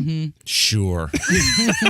Yeah, I will be learning as we go, my friend. Well, I'll this will be learning. really interesting, Susan, because as many people know, I'm not a huge fan of Facebook. So I don't have a problem with just unfriending or not going. But you're saying a lot of people struggle with this. And if you do, what's the nice way of doing it? Yes, we're going to talk about unfollow versus unfriend, and there's a lot of layers to that. We've had some discussions with friends, and they're like you, Casey, where it's kind of like I don't even really give a lot of thought to it. It's like, what's the big deal? I think it really depends on kind of the prior relationship. If there's a lot of history there, what the potential ramifications will be, from that if you make that decision. And so, we're going to get into that. And, we have something kind of outlined for, the next several weeks, but I would certainly love to hear from listeners if there's something that they would love to discuss and address. Yeah. I'm so excited for this. And now we can say, well, not only is our show number one in the key demo, but we also have a Miss Indiana on our show. So Right. what do we know? Exactly. I do have to make one correction. Oh, uh-oh. Yes, I am a former Miss Indiana from 2005. Oh, it's 2005. What You're did I say? aging her. You Exactly. said 2002 That's not cool. earlier. That's not cool. You put age Did I on get the her. age? Did I say 2002? You're an did. ageist. You did. Rob. Well, so you're- we're going to get into that. When you get misaged, how do you handle it? I love the professional podcaster guy over here is lecturing me on how to do a number one rated radio show. No, I love you guys. I've been a loyal listener for a very long time. Did so I really say 2002? You It's did. okay. did It's terrible. okay. I just don't I'm want sorry, you that are not Miss that old. Indiana to not You receive are recognition. not that old. I'm sorry. Thank you. You guys, Susan does listen to you guys like religiously. She's the one. It's amazing. Like we'll be brushing our teeth in the morning. And she's got your podcast, like the rerun of yesterday's show. I'm like, listen, I love Rob, and I love Casey's not a problem, but I love Rob. But do we have to listen to his voice like at 7:00 in the morning? Well, I was telling my colleagues yesterday, I said, what I really appreciate is that they cover national news, which is so important, but also state news. And it really helps keep me in the know on what's happening and what's not happening, unfortunately. Well, I most of feel the time. like, Rob, you're going to get some big lessons Oh, yes. starting next Friday with Mind Your Manners and Susan Beckwith. with, Yeah, huh? I'm going to be so mannery. Uh-huh. So now with this beautiful face and our number one ratings, I'm going to be with perfect manners, too. Guys, we're so excited about this. Casey, take us to the weekend. All right, and I would like to put Susan on the spot. Back up from that microphone, start belting it out, the anthem, as we close out the show. Thank you, Rob. Thank you, Kevin. Good job. And we're going to count on you to be back here Monday. It's Kendall and Casey on 93 WIBC. Happy Easter. Oh, you want me to really sing? My name is Kayla Sinders, and I work for Gleaners Food Bank. I am a local service manager. Dawn's early light, what so proudly we hailed at the twilight's last gleaming, whose broad stripes and bright stars through the perilous fight o'er the ramparts we watched were so gallantly streaming, and the rockets' red glare, the bombs bursting in air, gave proof through the night that our flag was still there. Oh, say does that star-spangled banner yet wave o'er the land of the free and the home of the brave? Wow! Why did you marry Micah? Happy weekend, everybody! New Jersey and Wisconsin. Couponing. Wow, you didn't strike me as the coupon type. Just trying to stay ahead of inflation. Gas, groceries, everything. It's all more expensive. I need to save wherever I can. Have you tried Upside yet? Upside? What's that? It's a free app that I use that pays cash back for every gallon of gas I buy. You've got to buy gas to get around anyway. Might as well get paid for it. Come on, does that really add up to anything? I've already made around $200. The extra cash helped pay down my bills, and I even had a little extra left to treat myself. And the Upside app is free? Totally free, and the cash back is real. You can transfer the cash right to your bank account. I'm downloading Upside right now. Download the free Upside app now to earn cash back every time you buy gas. Use promo code OIL to get an extra 25 cents per gallon on your first